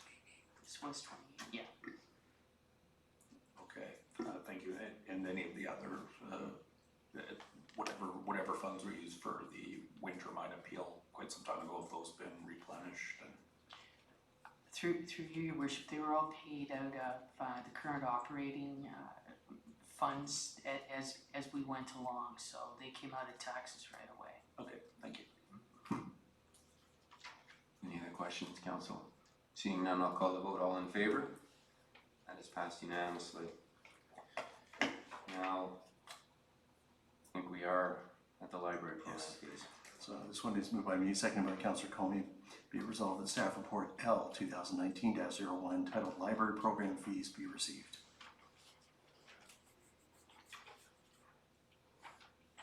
Council, any questions or comments before I call Councillor Comey? Thank you, Your Worship. Just with the CEO Haig in the audience, I want to thank him for this report, and here at council, I just want to call out this particular part because I think it's so fantastic. We have here the Children's and Teen Services Department together spend less than $4,000 per year from their operating budget on library programs, and yet manage to run more than 500 program sessions per year, reaching almost 6,000 children. And I think that is absolutely fantastic. I think the children's programming and teen services at our library are exceptional, they're creative, and they're relevant. And even though I lost the Harry Potter trivia, I just want to call attention to how wonderful that is, and thank him for this report. Thank you. Seeing no other comments, then I'll call the vote. All in favor? And that is passed unanimously. And we will take a Last one. the last one, the standing committee report. Yes. All right then, take it away. Again, moved by me, seconded by Councillor Comey. Be it resolved that council receive the Strategic Initiative Standing Committee report from its meeting May 28th, 2019 as presented. Thank you. I think we went over all of the items. Is there anything you wish to add to on the staff report, just about items generally? I am still waiting for belated happy birthdays from members around council for that particular meeting, but other than that, no. Could be a long way. Great. No, all good. You don't look any older. No, I don't. Right, then I'm gonna call the vote. All in favor? That is carried. We will take a 10-minute bio break and be back here at 18 minutes after. So short recess.